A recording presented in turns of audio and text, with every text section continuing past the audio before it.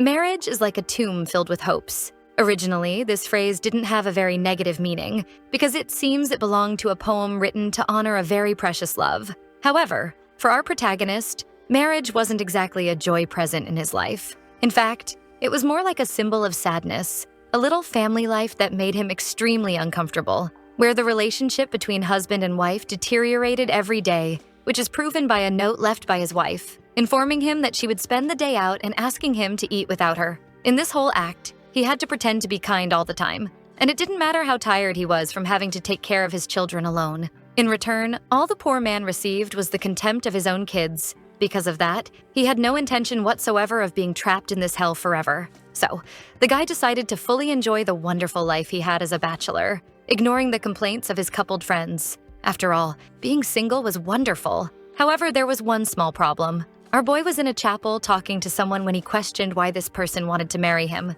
This was because that carefree life he had was about to end, and all because of that girl standing in front of him. Flashbacks of a night when the moonlight was the only thing illuminating the young couple came to his mind. He remembered very well how he pulled her hand, asking if she would like to marry the boy. The woman was beautiful and smiled at the enchanted boy. Suddenly, he woke up more serious than ever. He was in his bed alone, which meant it had all been a dream. It had already been a few months that he'd had the same strange dream, in which he was repeatedly proposed to by a woman he barely knew. And even if it was just a dream, to the protagonist, it was almost like a prophecy. Nervous, he wished it would never happen, especially because this kind of thing went against all his principles. But he was soon pulled from his thoughts by a knock on his door. It was one of his servants wanting to know if Raven was awake, so the man allowed him to enter. Thus, an older man opened the door, wishing the boy good morning, and asking if he had slept well the previous night. Without much patience for long conversations, the boy asked if there was something he needed to do that day to please a very well-known man.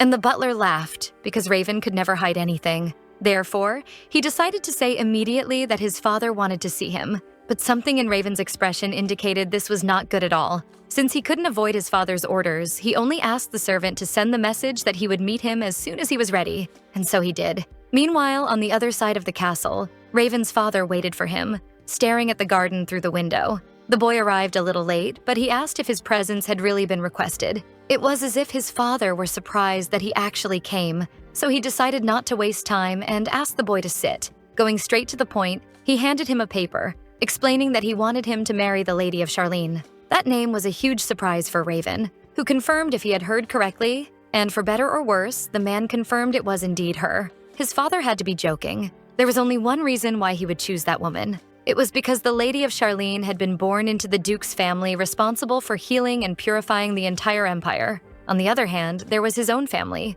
the family of Duke Deer, who fought monsters and got injured all the time. So Raven had no doubt that the choice of his future wife was motivated by that. However, there was one small problem, and it was the Lady of Charlene. After all, this girl was known throughout the kingdom for making men cry at her feet. Even though Raven hadn't had the opportunity to meet her personally, the girl had a great reputation within high society. She was a beautiful woman, no doubt, but the real problem was her personality. He remembered stories about how she once received a suitor who confessed all his truest feelings for her, and she simply told the boy to disappear. Because, according to her, the only thing he could ever be was her little pet dog. Indeed, she was a woman who hated men, so Raven couldn't stop wondering why she had agreed to marry him of all people. But the two of them ended up having one thing in common. If she was known for making men cry, he was known for making women cry. The two were well known throughout the empire because of their failed relationships, and the protagonist had the feeling that instead of having a friendly conversation about it, he would probably end up being killed by the Lady of Charlene. His father interrupted his flow of thoughts, explaining that everything had already been decided. In fact, it was an order from His Majesty, the Emperor, directly. So he warned that his son wouldn't be able to simply break off the engagement as he had done before. All of that was very confusing for Raven, who tried to argue by saying that his father probably already knew, but he needed to make it clear that he was only interested in casual relationships with women, exactly like him. Therefore, he didn't want to get married. However, the man explained that this wasn't a good enough reason to refuse a marriage like this, and if he dared to end this engagement, he would have to make his sister marry Marcus L., which also wasn't good at all for Raven since the Marquis was a pervert. Besides that, he argued that the two of them had a very large age difference, questioning if his father would really go that far just to please His Majesty so much. But the man coldly said that if he truly didn't want to sacrifice his own sister, he would have to give in. Suddenly, the butler entered the room, apologizing for interrupting the conversation. But he needed to inform them that the lady of Charlene had just arrived, which surprised our boy. He had no idea how she had reached their estate so quickly, but the fact was that she was already there. The butler explained that he had taken her to the garden and suggested that the boy go greet her. It was then that everything clicked. The Duke had been planning this for a long time and had only revealed it to him at the last moment. Raven gave a dry cough, trying to avoid eye contact with his father. He was tense, but there was nothing more he could do. He wasn't going to let his sister marry a pervert, so he went ahead. And his father watched every movement, unsure of what his son would do. As stated, there was the lady of Charlene in the middle of the garden, her hair swaying in the wind. Raven almost felt impressed by the scene. So that was the woman who made men cry, even though she looked harmless while smelling a flower. Noticing Raven's presence, she suddenly turned. Still thinking about what to say, the protagonist froze, because the figure standing before him looked exactly like the woman he had seen in his dreams recently. It was incredible to see that woman standing before him, because they were similar in a way that made Raven question whether the girl from his dream had materialized right in front of him. But he pushed that thought away when he realized how absurd it was, then approached the girl, commenting that it was the first time they were meeting, and introduced himself as Raven, the eldest son of the Dyer family. He took the opportunity to invite her to sit and have some tea. The atmosphere was strange, as if they were two teenagers on a first date, not really knowing what to say. Besides that, the girl had a distant look, as if she were an ice queen or something like that. But now that he had the lady of Charlene in front of him, the boy was sure she wasn't as bad as the rumors said. He even considered that he might try to negotiate with her. So he explained that he wanted to hear a bit of her opinion about that arranged marriage. Perhaps for the first time since they'd met that afternoon, the girl looked deeply into Raven's eyes, before saying that she didn't care much. But of course, that answer didn't convince the boy, especially because it made no sense for a woman who hated men to want to get married. So he asked why she wanted to marry him. Then she set her tea aside, stood up, and walked toward Raven, who immediately grew tense. After all, why was she doing that so abruptly? But she explained, in an extremely seductive way, that she wanted to make the boy kneel before her. That was too much for him, and he was clearly embarrassed by the situation, trying to push the woman away at any cost. He stared at her as if he had known her for years, while the lady of Charlene seemed indifferent to the whole situation, as if she ate men for breakfast every day. When he finally realized he was holding the girl's hand, he grew even redder, stumbling over his words to apologize. But the lady of Charlene wasn't going to miss the chance to poke the wound and commented that despite the rumors she had heard about him, his reaction was quite naive, like a little puppy, which wasn't exactly a problem. If anything, it only made the girl want to tease him even more. While she laughed at the situation, the poor protagonist could only wonder what was wrong with that woman. So he tried to return to the main topic of the conversation, which was their marriage, and he went straight to revealing that he was against that insane proposal. He confessed that he thought the girl would be against it too, which is why he questioned the reason she had agreed to come all the way there and marry him. It didn't seem like a very comfortable position for the lady of Charlene, but she tried to gather her words, and her hesitation left our boy even more intrigued. That meeting was definitely not going the way he expected, but things became even more complicated when the lady of Charlene said it was because she liked Raven, who was visibly shaken. He didn't expect that answer even in a million years. He couldn't believe he was going through this situation all over again. Of course, he had broken hearts before. He remembered one of the girls who ended up at his feet crying, saying she loved him very much, but he wasn't falling for that anymore. He had enough experience to know that this kind of sentimental confession only hid people's true intentions, and almost always those intentions weren't very pretty. Flashbacks of his youth came back. One day, he overheard the conversation of that same red-haired girl with her friends, justifying that marriage by saying that if they got married, she would be safe, besides gaining lots of money and status because Raven was a high-ranking knight. Of course, his beauty also influenced her choice, but there didn't seem to be many motivations for the union beyond that kind of superficiality. The woman commented that it would be great to make him her man, as if he were just another item on a store shelf at the mall. And apparently, Estrella was exactly like those other shallow and superficial nobles when it came to love. He didn't know exactly what the girl's intentions were, or why she was truly trying to approach his family, but he didn't plan to allow that marriage to happen. So, gathering all his courage, Raven made it clear that it was a shame, because he had already decided to never marry a woman who liked him.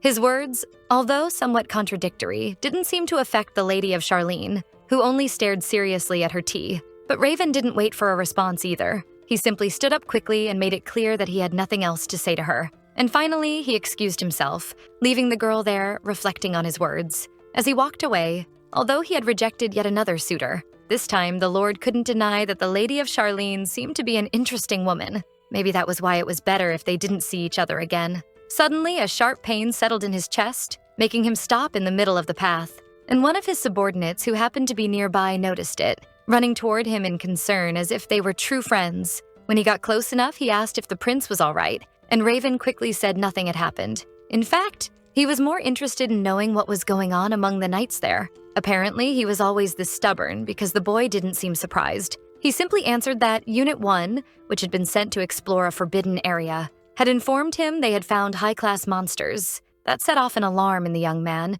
because that squad, sent by him, should have been able to finish off the monsters without any difficulty. Besides, until then, in all other missions, no monster had ever appeared without being summoned. That's why he couldn't waste any more time and told the knight that they needed to be withdrawn immediately. They were being watched from afar by the Lady of Charlene. The monsters in that zone were terrifying. Huge creatures that the knights definitely didn't expect to encounter. Even so, they were trying to hold their ground until their captain arrived. But it was difficult with those beasts getting closer and closer. Suddenly, our boy entered the scene, ready to fight with his sword and without fear, leaving his subordinates impressed. He praised them, saying they had done an excellent job. However, one of the knights asked him to wait before celebrating. But for the boy, it was simple. That was the power of the Guardian, a power that only he possessed and never held back. Coordinating his team, Raven ordered the other 2 units to check whether there were any monsters still alive. He turned toward the boy who had found him earlier to ask about the others who had been injured during the mission. But the boy made it clear that none of them had died, even though the situation was truly bad. However, their leader insisted on knowing whether at least they would be safe if they returned to their homeland immediately. And he ordered the first support unit to return to the mansion immediately to treat anyone who was injured. He informed them that the rest of the battalion would be waiting for them there. However, something very strange happened. Out of nowhere, petals began to appear in a pink rain, and one of his subordinates asked him to take a look at something else. But as soon as he turned, he was met with a surprise he still didn't know whether was pleasant or not, asking what she was doing there. That's right, it was Estrella, his suitor he had just rejected. So she explained that after their conversation, she had been ready to return home when she overheard part of that discussion about the monsters. Worried, the girl used her teleportation power to see what was happening in person. She examined one of the fallen soldiers, informing them that the miasma had taken him completely, but she would cleanse him with her powers. So that's where the petals were coming from. It was all thanks to that girl who was supposed to be cold and hate all men.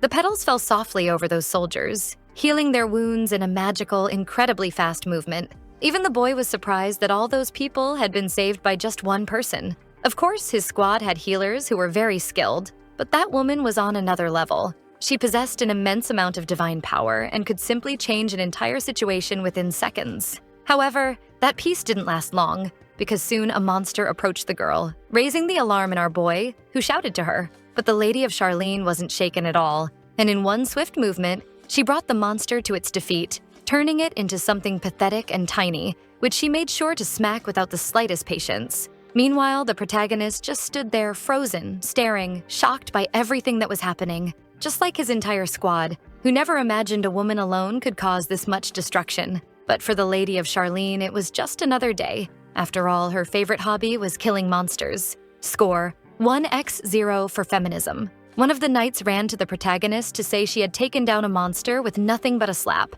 desperately asking if he was hallucinating or if he had already died. But the boy didn't pay much attention. He just told him to step aside, because now he had another question in mind. Who the hell was that woman he had rejected just minutes earlier? The two exchanged intense looks, as if they could pierce each other's souls at that very moment. The boy tried to enjoy the victory, but Estrella suddenly approached, pulling his hand to promise she would always protect him and asking Raven to marry her right there, in front of all his men. When he returned to his continent, he really wanted to enjoy the pleasant atmosphere of that afternoon, but that was now impossible, because the boy was on his way to the place of his death. All because, thanks to Lady of Charlene's public proposal, his life had completely changed. His companions, amazed by Estrella's actions, insisted that he needed to marry her. And no matter where he went, or what he did, there was always immense pressure from his knights, who had become the girl's biggest fans. They kept asking nonstop if he was going to meet her every day, and there was still something he couldn't understand. Although her divine powers were supposed to be used only for healing,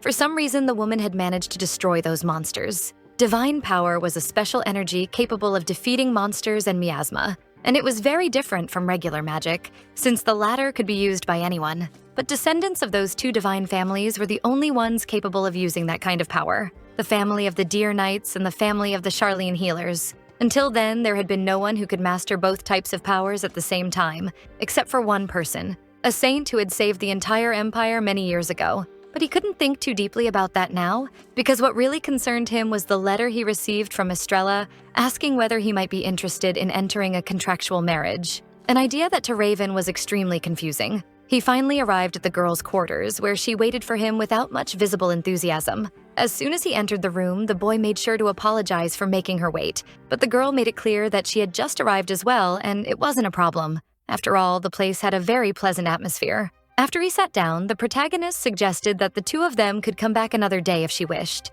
commenting that the owners often bought rare teas depending on the establishment, and they also served delicious pies. But Estrella didn't seem the least bit interested in all that chatter. She was there out of obligation. Her gaze ended up leaving our boy a bit unsettled, and he tried to cover it up by commenting that his sister had suggested that place, since it was apparently very popular among women. But he cut his rambling short by asking that the two of them get straight to the point. And the woman made it clear that her participation in demon subjugations was mandatory, but moving on to the other conditions of their marriage, she explained that it would be valid only until the boy officially received the title of Duke of Deer, and then she would refuse his properties and any other rights. These were excellent conditions for Raven, who had no idea what exactly the girl was planning, especially because she was known throughout the Empire for hating all men without exception, so he was more than curious to understand why she agreed to marry him, even after lying about loving him, a story Raven wouldn't buy in a million years. Besides, if she only wanted to enter a marriage with him for some personal benefit,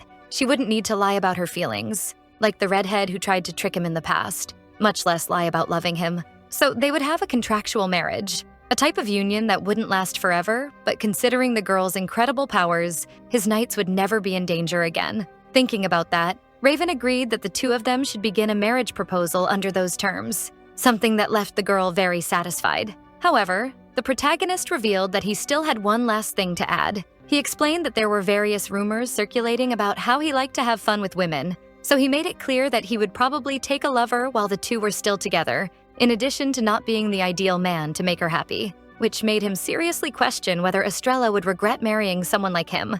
The girl lowered her head and thought for a moment, remembering one of her visits to the grave of someone very dear to her, but all she explained to Raven was that she had already lost many things, so she was tired of worrying too much, and she stated that she would not regret marrying him. It wasn't as if the protagonist was actually interested or concerned about the girl's well-being, so he simply said that if she agreed, then it was fine, signing the papers formally and handing them to her, saying she just had to sign and everything would be settled. Observing Raven, Estrella realized he seemed very kind, but had an attitude of not letting anyone enter too deeply into his life. That cold and distant look hidden behind a fake smile made her even more cautious. But honestly, if she were in his position, she would probably do something very similar. She only had to remember that there was a reason the two of them needed to be close. And with that in mind, she used her powers to sign the contract. She knew that only after completing that step could she proceed with her initial plan. Raven was shocked by that action, grabbing the girl's hand and shouting as he asked what the hell she was doing, to which the girl replied calmly that she had signed the contract with magic.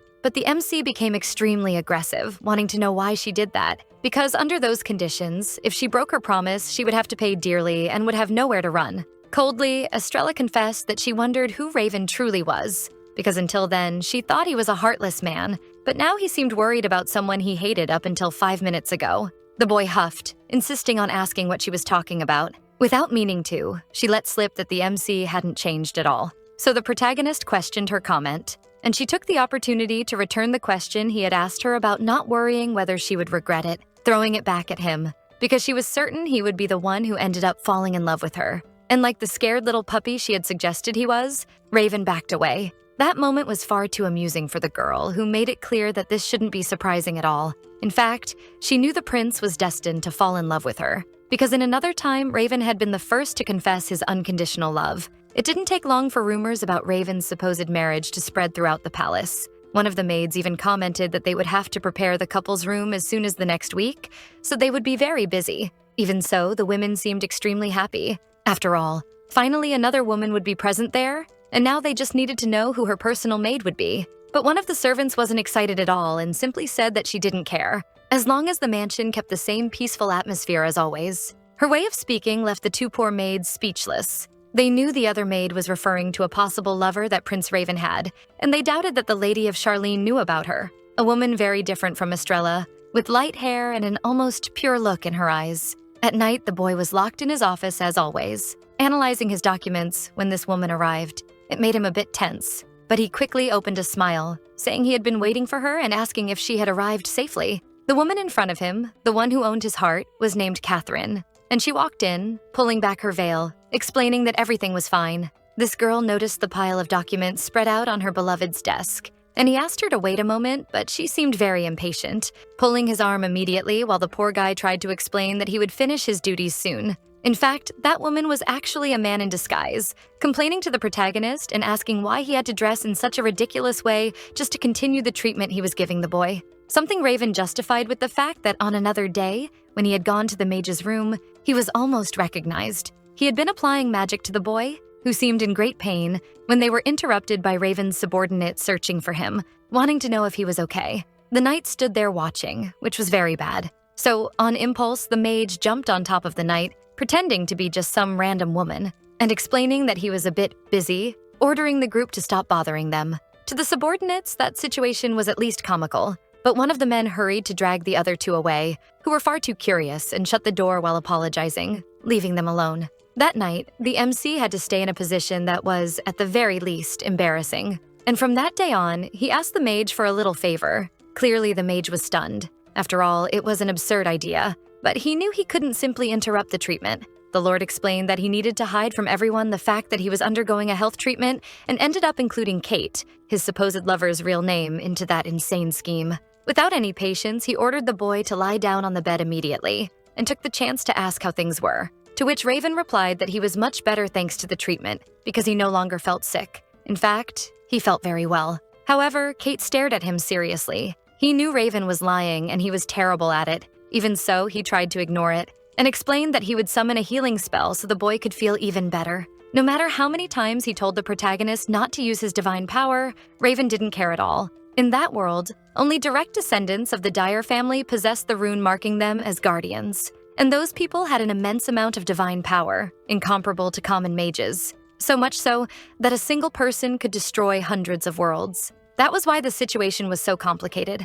Raven was born with the blessing and the curse of having that mark. And even knowing that using all that power would lead him to death, our protagonist still used it to protect all his allies, and as a result, sacrificed his own well-being to save others. He was extremely stubborn, but Kate tried to keep quiet and simply said that the treatment was complete. However, the MC pushed back, saying his words didn't match his actions. The next day, the sun shone outside brighter than ever. Even the butler celebrated how beautiful the day was. But for the prince, it was practically the embodiment of hell. He was already out of patience with Henry and scolded him, since it was the 100th time he had said that. But the man explained it was inevitable, because he had been waiting for this moment for a long time. He even tried to hold back tears while talking about the boy who was growing up and becoming a man. Growing so much that he even wondered if he should start calling him Little Duke. Behind him, Raven followed without the slightest enthusiasm, begging him to do what he always did and not change that. Still, Henry confessed he was relieved that his little boy wouldn't die alone,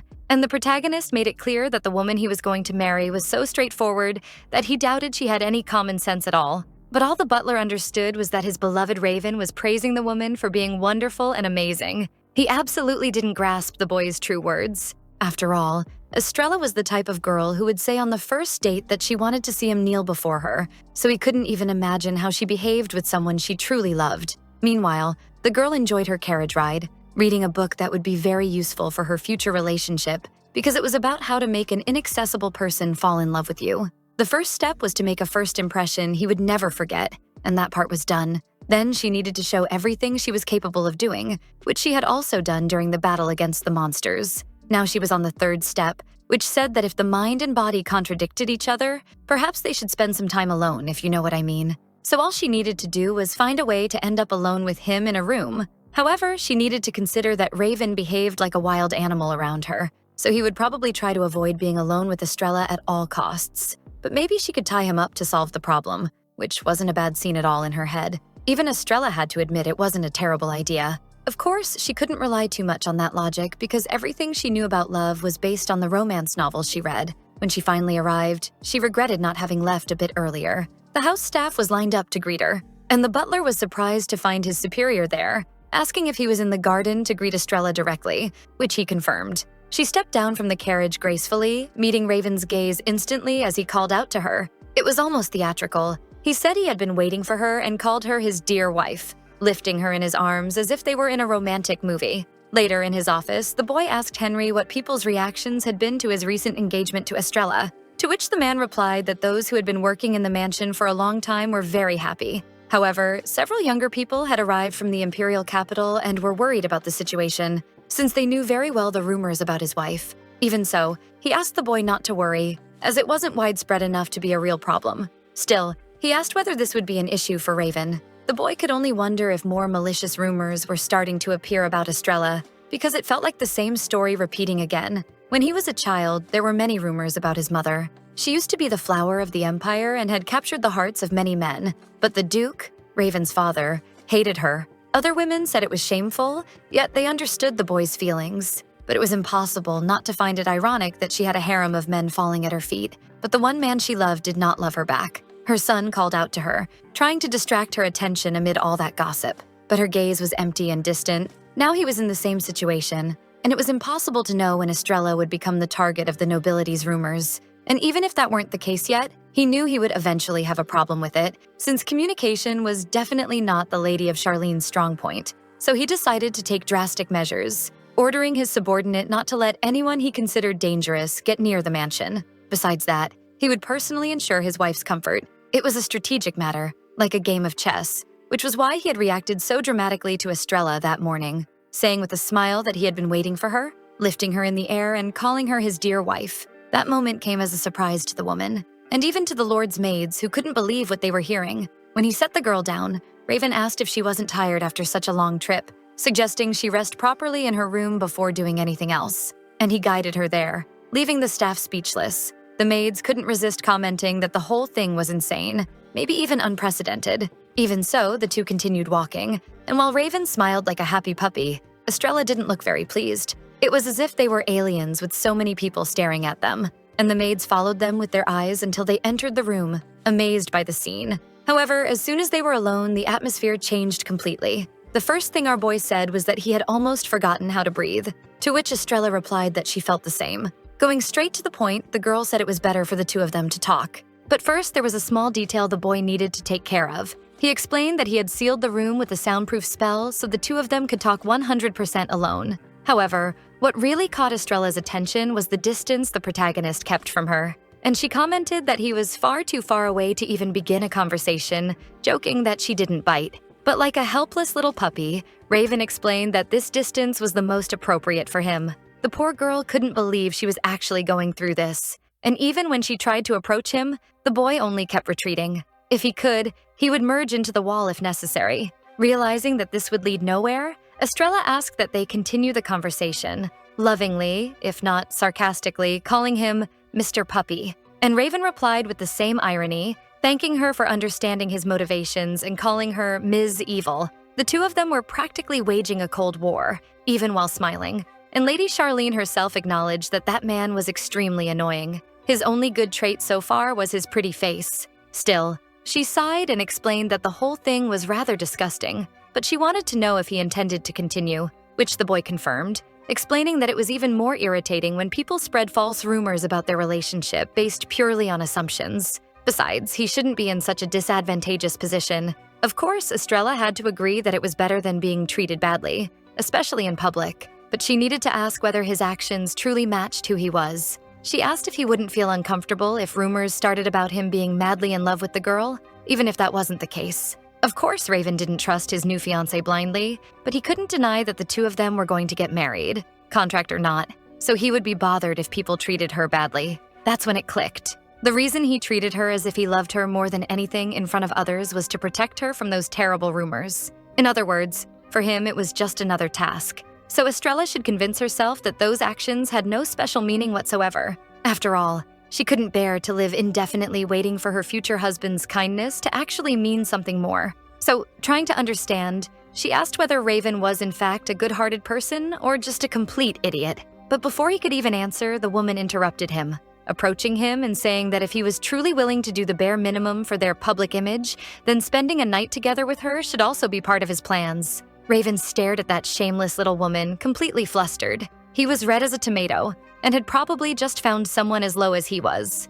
Meanwhile, outside, someone shouted indignantly in the mansion hallways. It was the commander of the 2nd Squadron, Daniel, who questioned whether there was any possibility that his master had gone mad under the fiancé's spells, because it was hard to believe that the same man who ordered them to train instead of sleep had suddenly turned soft. Asher, who commanded the 3rd Squadron, was responsible for spreading this gossip, but his friend asked so many questions that he had to ask if he had trash stuck in his ears for not understanding the first time. Then the commander of the 1st Squadron, Theo, much more innocent, asked whether their master might truly be in love with Estrella, something the other two doubted very much. But they tried not to argue too much, saying only that maybe they would find out the answer soon enough. When they reached Estrella's room door, they noticed there was a spell being used there, probably a sound containment spell, but that wasn't a problem for Daniel. In fact, he saw it as an opportunity to barge into the room calling for his leader, asking why he was hiding in the middle of the day, only to find the kingdom's newest couple in an extremely compromising position.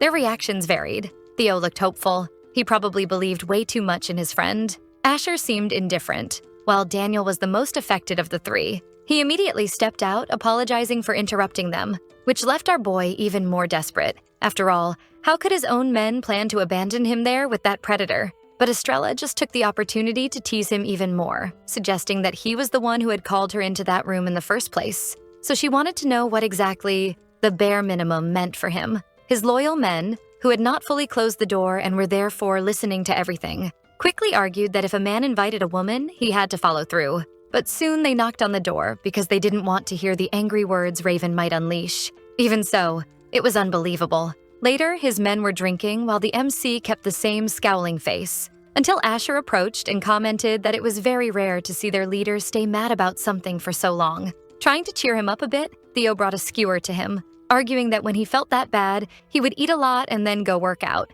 But his master scolded him, asking him never to share that with Daniel, because Daniel was the type of guy who solved any inconvenience in his life using his muscles. Since why would he work out if he wasn't going to show off afterward, right? He was very straight bro gym type, and the boy nodded, understanding what he meant. However, he decided to change the subject and asked when exactly his master planned on having children, making the poor guy choke on his beer, because that was a completely unexpected question. But all that mattered to the commander, who didn't even seem like a real soldier, was that he would give all of Raven's future children lots of love, equally, regardless of whether they were boys or girls. And that comment made Raven smile, before explaining that he wasn't in the kind of relationship the boy thought he was. In the past, he thought he didn't want to be like his parents, and was sure that when he married, he would give everything he had to build the happiest family in the world. But that was when the MC was still a child, at least until the day he learned his fate, that the person who manifested the Guardian's mark would live a short life. So why would he bother building a family?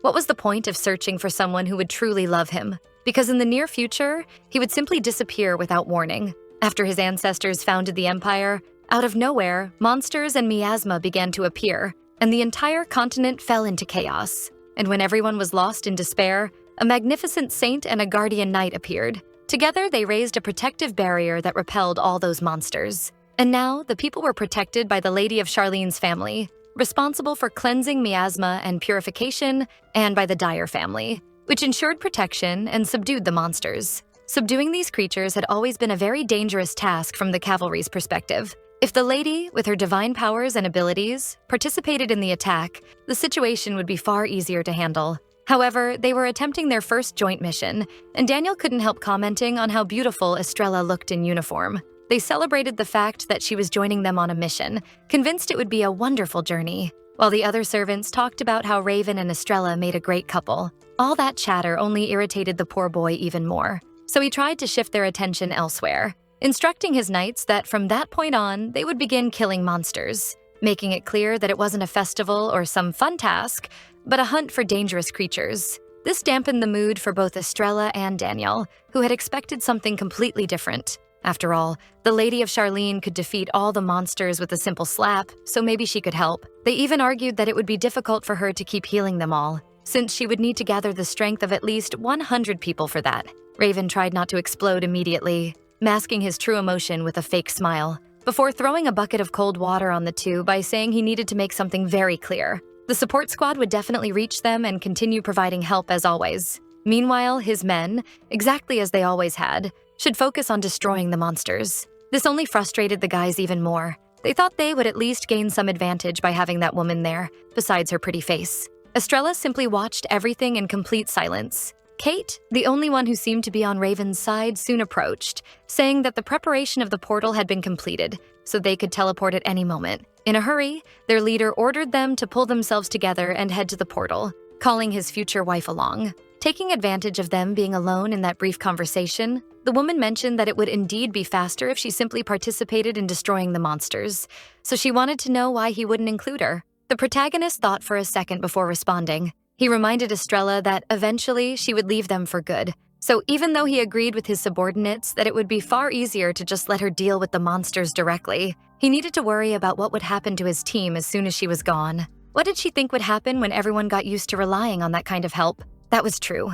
And the lady of Charlene knew there was no way to argue against it. So the boy continued, saying that this was why he found it more beneficial if she only worked with them from a certain distance and supported them in other ways, including the fact that he himself was placing his own life in her hands in order to receive that protection. He was always so distant that their coexistence bordered on coldness. With nightfall, the men returned. It had been great to defeat those monsters, at least for one of them. Daniel especially commented on a surprise attack by the girl, who killed another monster attacking their support squad with a simple punch. He didn't even know it was possible for her to do that using only her hands and powers. Estrella was a little surprised by this cheap flattery. However, although he didn't want to admit it, Raven was impressed. She had paid a lot of attention to the participants, their movements, and helped them according to that. And because of it, the monster subjugation had gone better than usual. The two ended up exchanging glances unintentionally, as if our boy truly wanted to escape Estrella's eyes. She quickly explained that the monster had tried to attack first,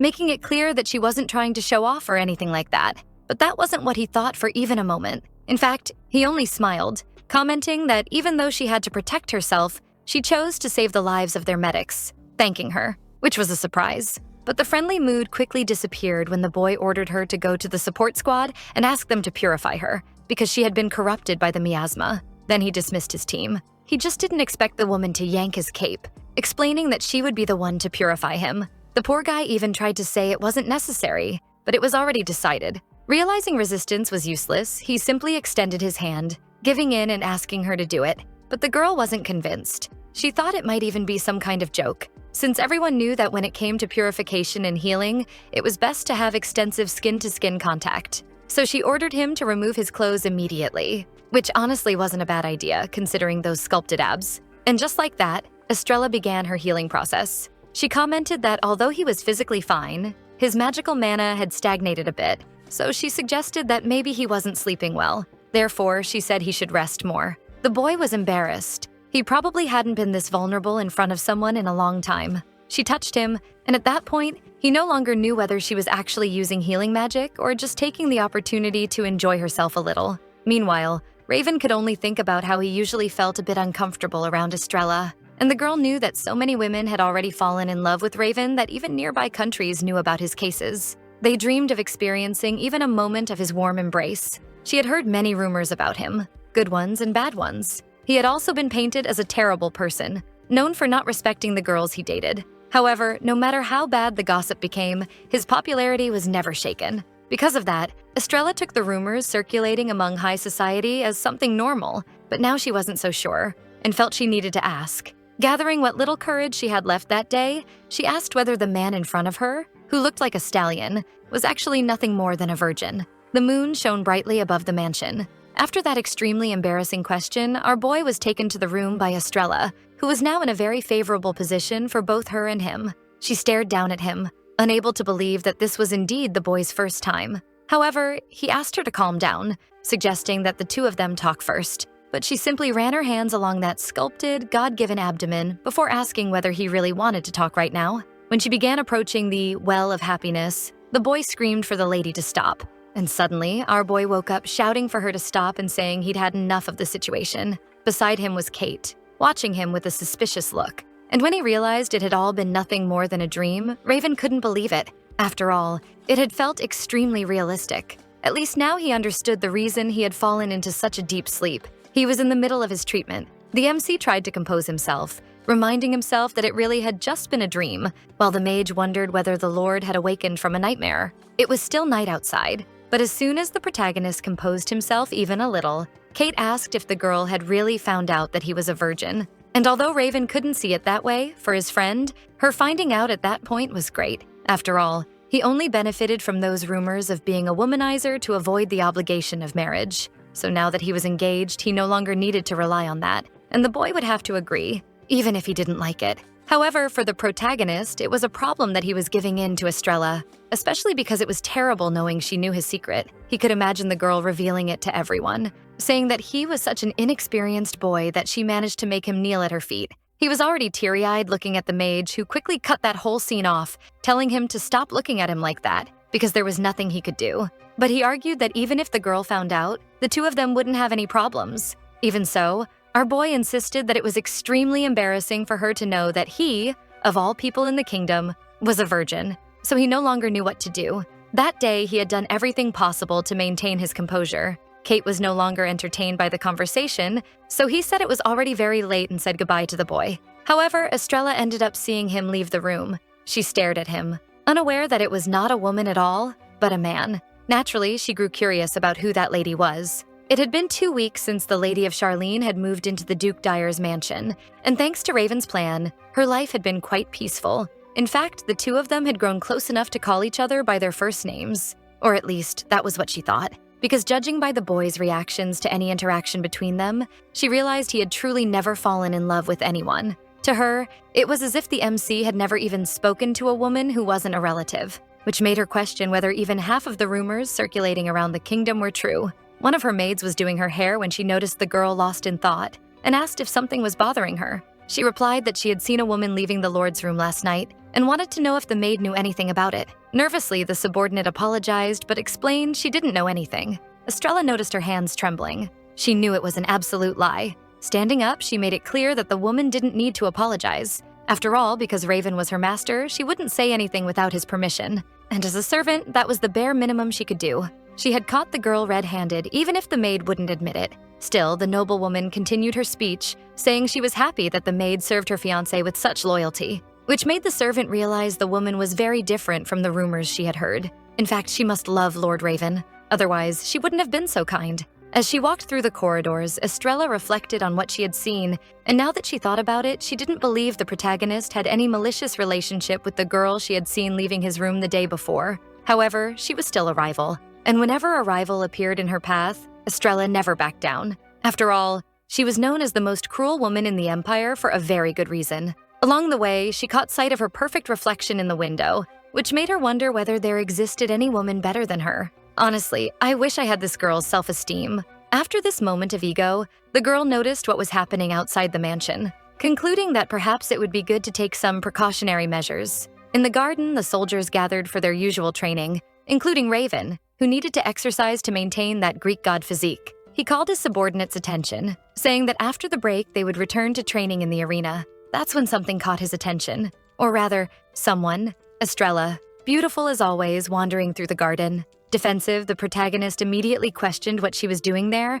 and whether she had gone to the garden just to provoke him. The lady didn't understand why he always acted like he was walking on eggshells around her, but that didn't matter. She simply decided to get straight to the point as usual, suggesting that the two of them have lunch together, which left Raven a bit stunned. Even so, he agreed, asking if that was all she had to say, and the girl said no, calling him on a date for the next day. That was even more confusing. When people talked about going on a date, it was always described as something pleasant, like having a romantic lunch together. And afterward, they would tell their friends all about it, like teenagers. He even noticed one of his soldiers chatting with a colleague about how he had a hot night after his date. Hot night. Those words echoed in Raven's mind more than ever after the dream, or nightmare, he had about Estrella. He knew that if he accepted going out with her, he would definitely end up in her bed. The poor guy couldn't stop thinking about how terrible Estrella was for inviting him on a date right after discovering he was a virgin. And considering her, at the very least, eccentric behavior, there was only one correct answer to her invitation. He couldn't go on a date. Even saying it with a smile, it was still a no. He explained that he wasn't afraid of going on a date with her, but he had many plans for the next day. Even apologizing, The girl laughed right after, thinking that was all. But Estrella was an extremely persistent woman, and she grabbed him by the shirt with ease, leaving the little puppy trapped. He even prepared to run away again, but had no success at all, since the lady of Charlene refused to let go of his clothes. Stressed, he asked how she had so much strength. Calculating as always, she laughed darkly, saying that if he didn't want to stay there willingly, she could squeeze his little air-filled head until she got a satisfactory answer to her question. So, laying all the cards on the table, she repeated the question. Are you really very busy the next day? And if he lied, he'd pay to see. Even though he was upset, the protagonist could only answer that maybe he wasn't busy tomorrow. Again, he said he didn't mind going on a date with her, but he made it clear he needed to return to the mansion by 7 at night, and that was his only condition. That comment made Estrella wonder whether there was some sort of curfew at the Dyer mansion or something like that. But in Raven's mind, if he got home by that time, the girl wouldn't attack him like harmless prey. Poor boy. Even though she found it strange, she agreed, making the protagonist sigh in relief. At least until the girl shoved her finger in his face, saying he needed to promise. It seemed a bit childish, so the MC asked whether she was really proposing a pinky promise. But it wasn't the interlacing of pinkies that sealed the deal. It was just that, for her, it symbolized he couldn't break his promise. Even though he didn't like how that sounded at all, he gave his hand to the girl, locking pinkies with her like children. When they finally separated, the girl looked satisfied. Even so, since she always loved making him nervous, she warned that if he ran away again, he would regret it. And finally, she turned her back on the boy. Honestly, he had absolutely no idea what went on in Estrella's head. The thing was, when you made a pinky promise and broke it, something would happen to your finger. Something small, like an accidental cut. So under those conditions, even the most insignificant promise became very important to both of them. It was a habit the girl had never managed to abandon, which showed how important Raven was in the lady of Charlene's life. That day flew by, and night fell over the castle, where the lord was alongside his loyal attendant. Now he had a much bigger concern than the date itself. What on earth did one even do on a date? Maybe they could go boating on the lake that was known for being a romantic spot. Or maybe something simpler, like having a snack at a cafe.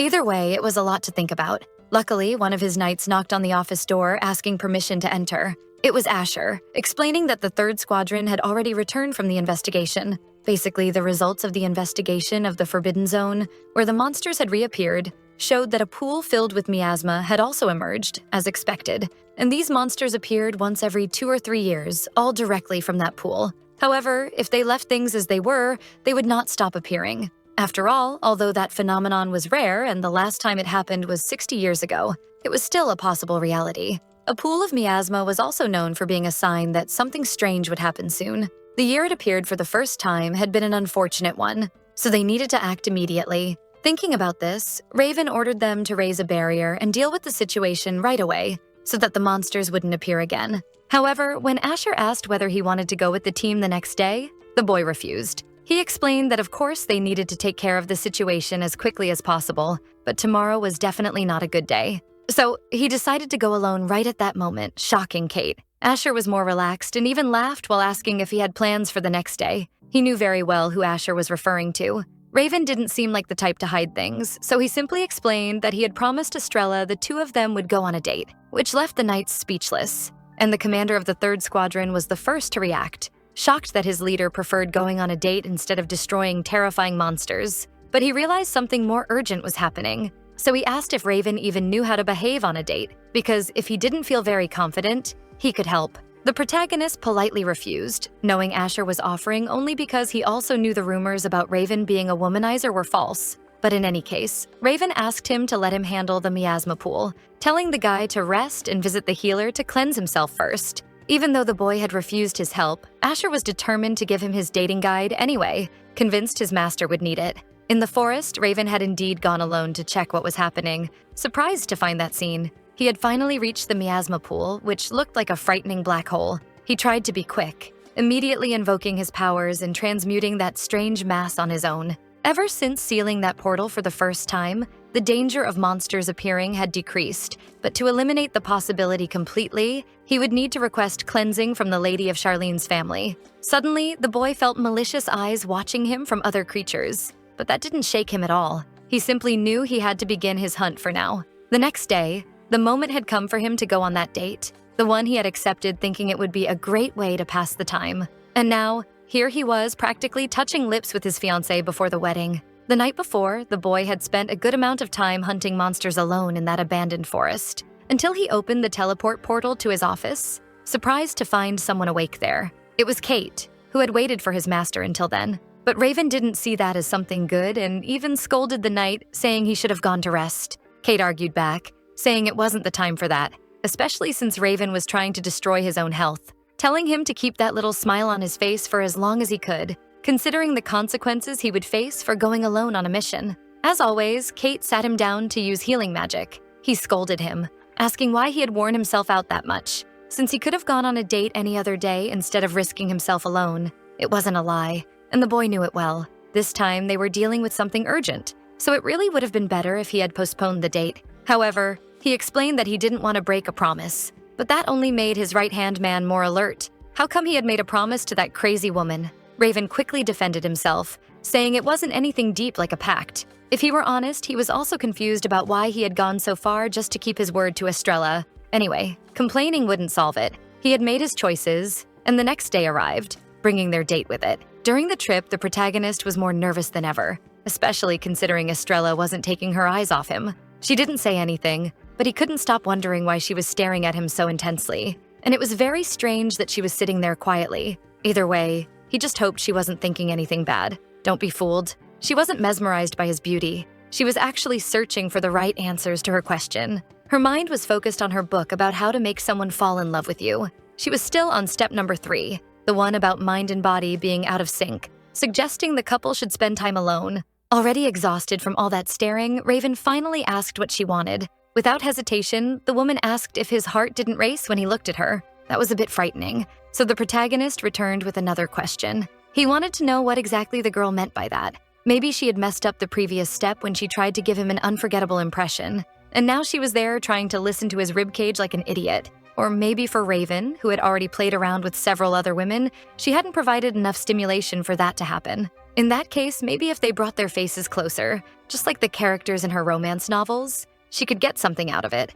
She was using her favorite book as reference. I fell in love with The Saint of the Kingdom, a popular romance with amazing characters. Whether by fate or pure luck, the carriage suddenly shook, throwing the two of them to the same side, and Raven was quick to protect the girl's head so she wouldn't hit it hard. He apologized, asking if she was hurt. However, Estrella wasn't worried at all about her health or well-being. She asked if now his heartbeat had sped up, to which he replied that when he was with her, no matter how fast his heart could go, it could always beat harder. They finally arrived at the date location, the finest boutique in the South. The girl had to admit she was a bit impressed. Because it was such a famous shop, it had even reached the imperial capital. They were quickly welcomed by the owner, who said she had been expecting the couple. She made it clear it was an honor to meet the lady of Charlene, and introduced herself as Ada Blau, the owner and designer of the boutique, a countess. Putting his acting skills to use, the boy explained that he had come to give his wife a beautiful dress, and also wanted to choose a design for a gown she could debut at the banquet. Something Madame would be very happy to do, and she immediately offered to show them her latest collection,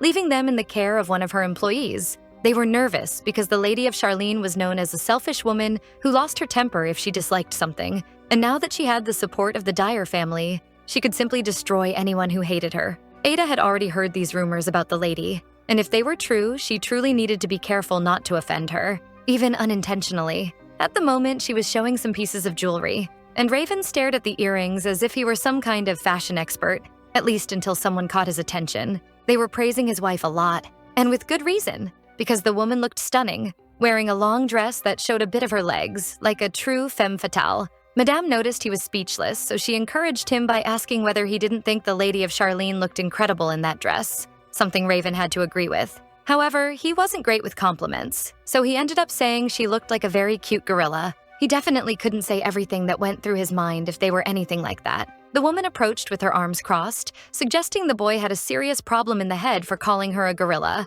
and asked if maybe a slap would put his brain back in place. But Raven, sarcastic as always, said he thought the problem was with her, not with him.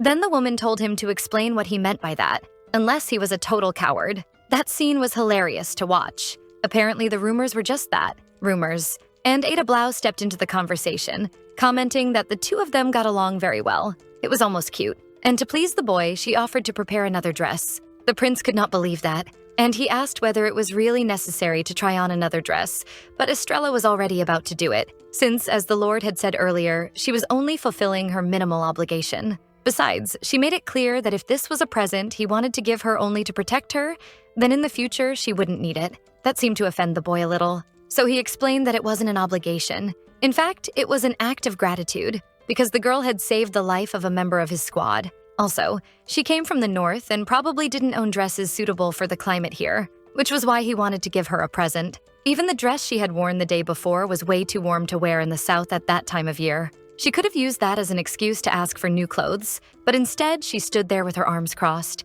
insisting she didn't need more clothes and that one dress was enough. Trying to dodge all that stubbornness, the boy explained that if the issue was money, the Dyer family had no problem with that, because even if he bought the entire stock of that shop, it wouldn't affect his fortune at all. That was why he would be happy if she simply accepted the gift without hesitation. Giving in a little, the lady of Charlene still tried to come out on top, telling him not to complain when she ended up spending all his money later. Staring at her, Raven thought that when they first met, he had only assumed Estrella was an arrogant young lady, but now that he had seen her flustered, he wanted to know her even more. Maybe he really did have a problem in his head. Before she left, the boy remembered a detail. He asked her to wait a moment and picked up one of the pieces of jewelry he liked most. He approached her, asking permission to touch her hair, something that wasn't a problem for Estrella, even if she found the closeness a bit sudden. Then the MC extended the flower hairpin and explained that when he saw it, he thought it would match her very well. He gently pulled a strand of her hair to place it, confirming his suspicions. She looked very beautiful.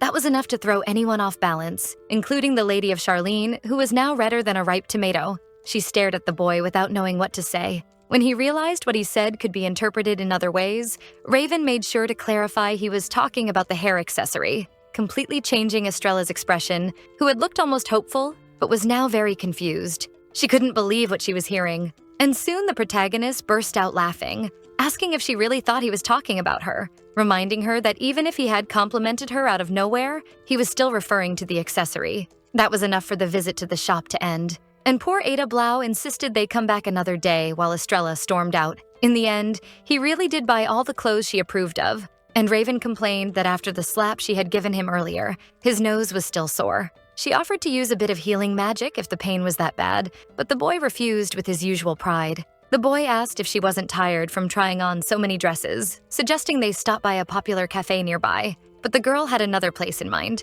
They walked through the market, and the Duke was immediately recognized by the citizens. Some women also commented on how handsome he was, while the boy was more concerned because people were calling them over to approach the stands. However, Estrella seemed very happy, which she justified by saying the atmosphere there was very different from the north, and just watching people live their lives was very nice. Ever since she learned, thanks to Daniel's big mouth, that her future husband liked that place, she had wanted to visit it right away. They passed by a genuinely in-love couple, exchanging compliments as if it were completely normal. And the lady of Charlene couldn't help but look at them a bit enviously as they held hands. Then, in a quick gesture, she reached for the hand of her supposed beloved. He was startled by the gesture and immediately pulled away. She commented that his reaction was extremely rude, asking whether he thought she was going to break his hand for him to have pulled away so suddenly. But the protagonist made up an excuse, saying his hands were very cold, and that was why he stepped back. Estrella knew it was a blatant lie, but she was too tired to argue. So she simply sped up her pace and said that in that case, he didn't need to hold her hand, and she would go ahead alone, which made Raven think maybe she believed he was complaining. But his thoughts were quickly interrupted when he noticed the girl had already continued walking through the market. His wife seemed far too entertained by the stands. It took him a long time to spot her again, and a bearded man asked whether she was the lady of Charlene. At first, a small crowd of citizens gathered around her, all asking the same thing. So she was the lady of Charlene from all the rumors? A cheerful woman laughed, commenting that she couldn't believe someone so beautiful had become the Duchess of that place, and that she was very happy to finally meet her. Another girl said she had just passed by her and Raven and that they looked very cute together. Considering all those people surely already knew her terrible reputation, the woman was being very kind, as was her husband. However, it was the first time the girl had received so much kindness from so many people at once. She didn't even know what to say, to be honest, and that began to draw people's attention. One of the girls nearby commented that the lady still hadn't responded, and her friend replied, suggesting she didn't want to talk to commoners. And besides that, her appearance resembled that of a witch. That was enough to trigger terrible memories in the girl. She remembered a man saying it was all the witch's fault, as if she were the reason the monsters had appeared, that she had to be sacrificed and left for the terrible creature to devour. She became so lost in that spiral of thoughts that she didn't even bother responding. She only managed to escape that mental fog when Raven approached. He stepped forward, saying he was glad to know his wife was so popular. However, they were in the middle of a date, so he asked that they not delay them too much. And so, the people drew back, wondering if they had done something wrong, and quickly dispersed so as not to bother them anymore. However, someone caught Estrella's attention again. A very kind elderly man asked if it wasn't too much trouble, she would return to the market another day. It truly seemed like the first time someone treated the lady of Charlene like a real human being, which made her smile. She couldn't find the right words, but her smile was genuine. The girl sat on one of the bridges nearby, being watched by her fiancé, who had been afraid a fight would break out after they called her a witch, but she said nothing. In fact, at that moment she acted as if she had nothing to say, as if anything she spoke would enter one ear and leave the other. He apologized for leaving her alone, and explained that he had known everyone there since he was a child, and probably should have said that before they arrived, since that would have made it easier for Estrella to talk to the people. But perhaps a bit embarrassed, the girl said it wasn't his fault. Before she could continue, the MC tossed a plush kitten onto her lap.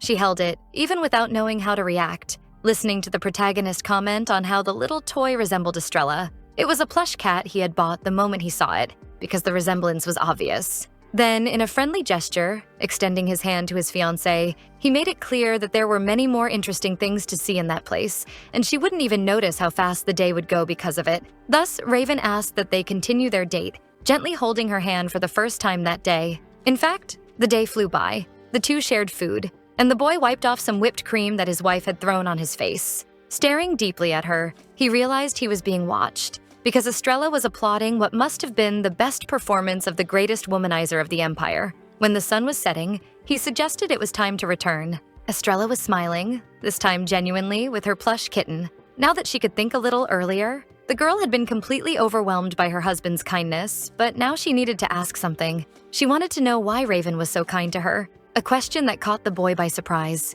He even had to think for a moment before answering. However, if the girl had known beforehand what the answer would be, she certainly wouldn't have asked. Somewhat confused, Raven asked why she suddenly wanted to know that, and she replied that she was simply curious, insisting on knowing why he had treated her so well during their whole outing, even if he didn't trust Estrella very much. So he explained that he could only not trust her because he didn't know the real reason she decided to marry the MC, and he gave her a chance to tell the truth. But the lady countered by asking whether it wasn't unfair to answer a question with another question, insisting that he explain why he was so kind to her. Thus, Raven apologized for not explaining earlier, but the real reason was that his knights treated her very well. He even asked if she had purified all of them the day before, because Kate had said the previous night that while the prince was in the miasma pool, the princess had purified all the members of his squad, which had surprised him. Maybe she had suddenly decided to cooperate with his plan. That's what the MC thought, but that wasn't all. Besides this good deed, she had also said she wanted to purify the boy, and made it clear she would wait for him to return. But Kate convinced her to go back to sleep, since she couldn't reveal that her master had seizures. So, after so many of the girl's observations, the protagonist concluded that regardless of her intentions, she would never harm his knights. Besides that, lately it felt as if Raven couldn't leave the girl alone, almost like taking in a stray cat. But the reason it was so easy for him to interact with his wife was because she didn't like him. This confused the woman even more. Seriously, could that man be any less normal? But unlike other times, she wasn't going to give him the benefit of the doubt, so she asked him to explain. Thus, Raven explained that he was glad there were no romantic feelings between them to interfere with their relationship. After all, if she had truly liked him from the beginning, the two of them would never have signed a marriage contract. He had already decided he would never marry a woman who loved him. His answer made the lady of Charlene tremble, and even though she was afraid of the answer, she asked what would happen if she did in fact fall madly in love with that boy. But Raven knew that wouldn't happen. Even so, he answered that when that moment arrived, their relationship would already be over.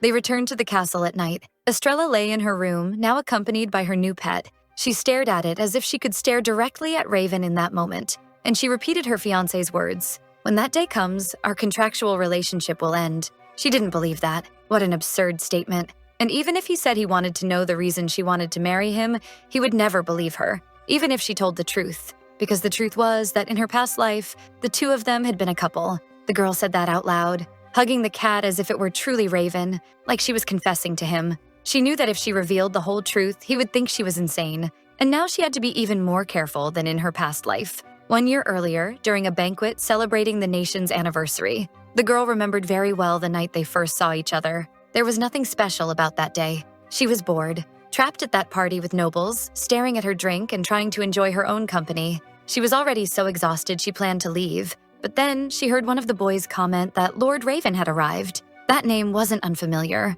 Of course not. He was the eldest son of the Dyer family, now surrounded by people flattering him, which made her question whether people really needed to put on such a show just to win the sympathy of another noble. But at that moment, it was as if time had stopped before her eyes. The girl couldn't believe the image in front of her. That man she certainly already knew.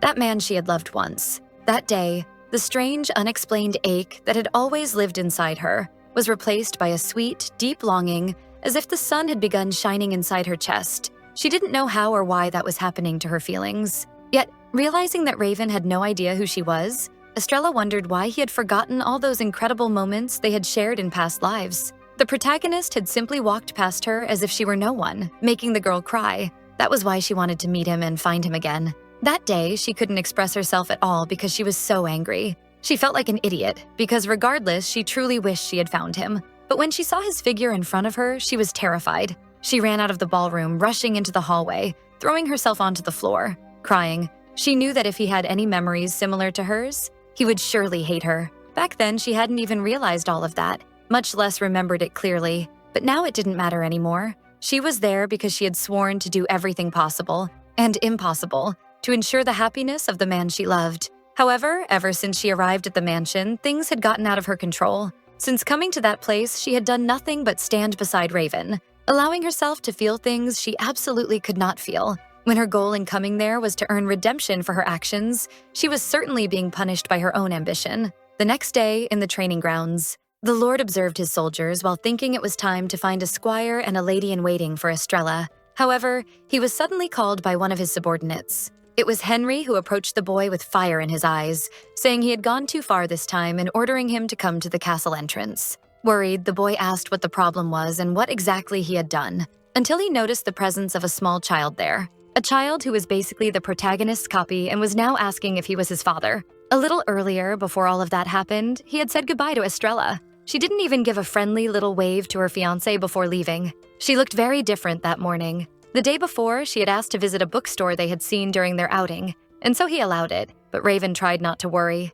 After all, Estrella was well enough to go exploring by herself. Maybe he was just overthinking the situation. Meanwhile, his knights were engaged in a much more poetic activity, gossip. Theo was excited to know what the commander had said to his fiancée, and Daniel seemed to be filling that role, reciting his words. As much as I adore seeing how admired my fiancé is by you all, we are on a date. So may I have her attention back? They knew that because his men acted as secret escorts during the couple's date. The commander of the first squad couldn't believe what he was hearing. It was almost like listening to a drama. Everything ended the moment Raven arrived, giving Daniel a flick on the head. He didn't say much, just laughed ironically, commenting that they seemed to have plenty of free time to discuss such nonsense, so they should get back to training. He took the chance to smack Theo as well, since he was the most interested in that kind of thing. The protagonist definitely needed to choose one of his men and a maid to accompany Estrella. That way she could go wherever she wanted, just like she did that day. That's when the butler called for his attention, saying that the boy had crossed the line and needed to go to the entrance. Confused, the boy asked what he was talking about and what he had supposedly done, until he heard someone saying they were very happy to meet him. The little child who looked just like Raven, asking if he was his father. The boy froze right there. He had no idea what to say. After all, it's not every day that you meet a possible child. So pointing to himself, he asked if that little creature was really referring to him, and the boy laughed, confirming it. He seemed to be having a great time, unlike our protagonist, who was horrified. Theo, who never misses gossip for anything in this world, immediately realized what was going on. A lost little boy claiming to be his commander's son. It was exactly like a romantic novel he had read, where an illegitimate child suddenly appears. Meanwhile, the butler, who was already on the verge of tears, asked when exactly he had fathered this child. But fortunately, Raven had a very solid alibi and made it clear that he was definitely not the boy's father. Of course, he couldn't admit he was basically the prince of virgins, so he had to come up with an excuse quickly, or at least try, while being stabbed by the child's sad little stare. Instead of trying to justify himself to Henry, he crouched in front of the boy and asked where he had come from. The child was about to answer when he suddenly realized maybe that wasn't a good idea. With eyes filling with tears, he asked if, once he answered, the man was just going to throw him away. Even though the protagonist said he would never do that, he most definitely was planning to. Still, he tried changing the question. He preferred to know how old that creature was. The boy responded by holding up 3 fingers, then changed it to 5, but clarified that he would turn 6 that year because he was already very grown up. He had to admit, the kid was pretty cute. Suddenly, Daniel cut into the conversation, asking them to wait a moment. He started forming a line of reasoning. His commander was 24, meaning that when this little boy was born, Raven had just graduated and left school. But Daniel couldn't finish his thought because he took another punch to the face. And the protagonist shouted that enough of that madness, because in any case, there was absolutely no chance that child was his. However, it was hard to stay firm after seeing the little one staring at him with those abandoned puppy eyes, making the poor guy grit his teeth. He didn't understand why the child looked so much like a younger version of himself. Had he somehow fathered a child by accident? He couldn't imagine anything more horrifying. And finally, Kate arrived. He knew Henry wouldn't let this go, so he interrupted the conversation, explaining that he had studied at the same academy as Lord Raven, and he was so dedicated that he graduated as the top student of his entire class. After that, he threw himself into the world on a monster hunting campaign. Therefore, he had been far too busy to have a child, so it was very unlikely that boy was his. And he suggested that instead of continuing with that meaningless conversation, maybe it would be better to invite that young boy inside, telling the other soldiers not to get carried away with their fantasies. So they went in. A while later, with the Lord already in his office, he asked the servants how the child was doing. They responded that he didn't need to worry because the boy was under the care of Theo and Daniel, who were basically a married couple. Without much patience, Raven decided it was time to discuss the matter, and the butler informed him that the details were still being checked. But after inspecting the boy's belongings, he concluded that he was a relative of Estrella and a member of Viscount Sheabest's family. That was new. A relative of Estrella? The protagonist immediately asked if she might be involved in this, but Henry didn't believe that was the case. Of course, there was still a lot they didn't know. However, apparently the Sheabest family had many debts because its patriarch had become addicted to gambling. In that case, there was a high possibility that the boy had been sent there to be sold. In the past, there had been several cases of children sold off by their family heads, since it was a common custom among aristocrats to adopt children out of nowhere. Even if they claimed it was adoption, in reality they were just buying and selling children who were valuable to rich and malicious nobles. It was pitiful that they had let such a young child go all the way there alone, but at the moment they had very little information about him, and there were many things they didn't know. However, regardless of Viscount Sheabest's intentions, they must never accept that child. That's why Kate made it clear that if anything bad were to happen, they would have no choice but to get rid of the boy at once. The knight's suggestion was absurd enough to make his master rise from his chair, and even Raven, who wasn't exactly the kindest person, had to admit that it was too much.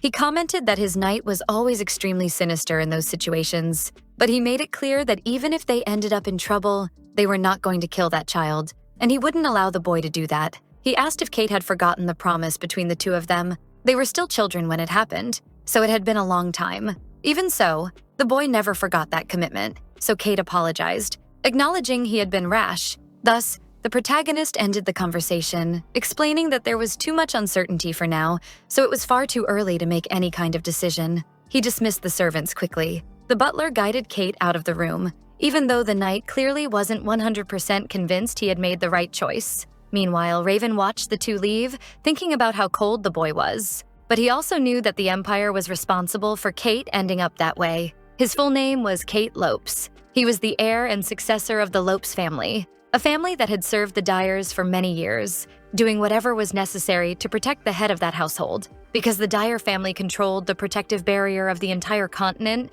they often became targets not only of imperial supporters, but also of neighboring nations. So, to serve the Dyers with loyalty, the Lopes family established that they would kill and die for them if needed. That was simply who they were. They had been rigorously trained from a young age since childhood. When he thought about it, Raven concluded that things were improving little by little. Even so, he knew it still wasn't enough, because he truly wished his friend could live a normal life. Far from there, in the bookstore, Estrella was browsing through some books. She was trying to decide what her next read would be. She was torn between a novel called I Swapped Bodies with the Doki Doki Prince and If I Could Become Your Maid. Asher approached, asking if she was having trouble choosing something, which she confirmed. That made him smile. Apparently, he understood quite a bit about romantic novels. Warmly, he said that if she wanted something lighter, she should choose the one on the right. but if she preferred a novel with more tense development, he recommended the one on the left. It was impressive how much he knew about these things. Then he explained that he had gained plenty of knowledge thanks to his former girlfriends, though he had no intention of telling her that part. Even so, the Lady of Charlene stayed thoughtful for another moment before choosing her book, deciding to take I Swapped Bodies with the Doki Doki Prince. He had seen that behavior a few times at parties, and apparently it had become very common for Estrella. Asher stepped closer, changing the subject a bit, saying he had heard of a very effective method to make someone notice you. He couldn't believe he was actually receiving advice from a single love-starved servant. He knew the woman was beautiful and understood why his captain was worried about that, so he decided to help by explaining that forcing the situation wasn't helping. She could try a calmer approach. He suggested that if Estrella suddenly started acting indifferent, everyone would get curious. It was an unexpected method, one that had never crossed Estrella's mind. She could only remember Raven's words about how he was grateful there were no romantic feelings between them. That day, she couldn't find the words to answer, but now she could explain to Asher that nothing was wrong with her. This made him curious, and he asked whether she had no feelings for his captain.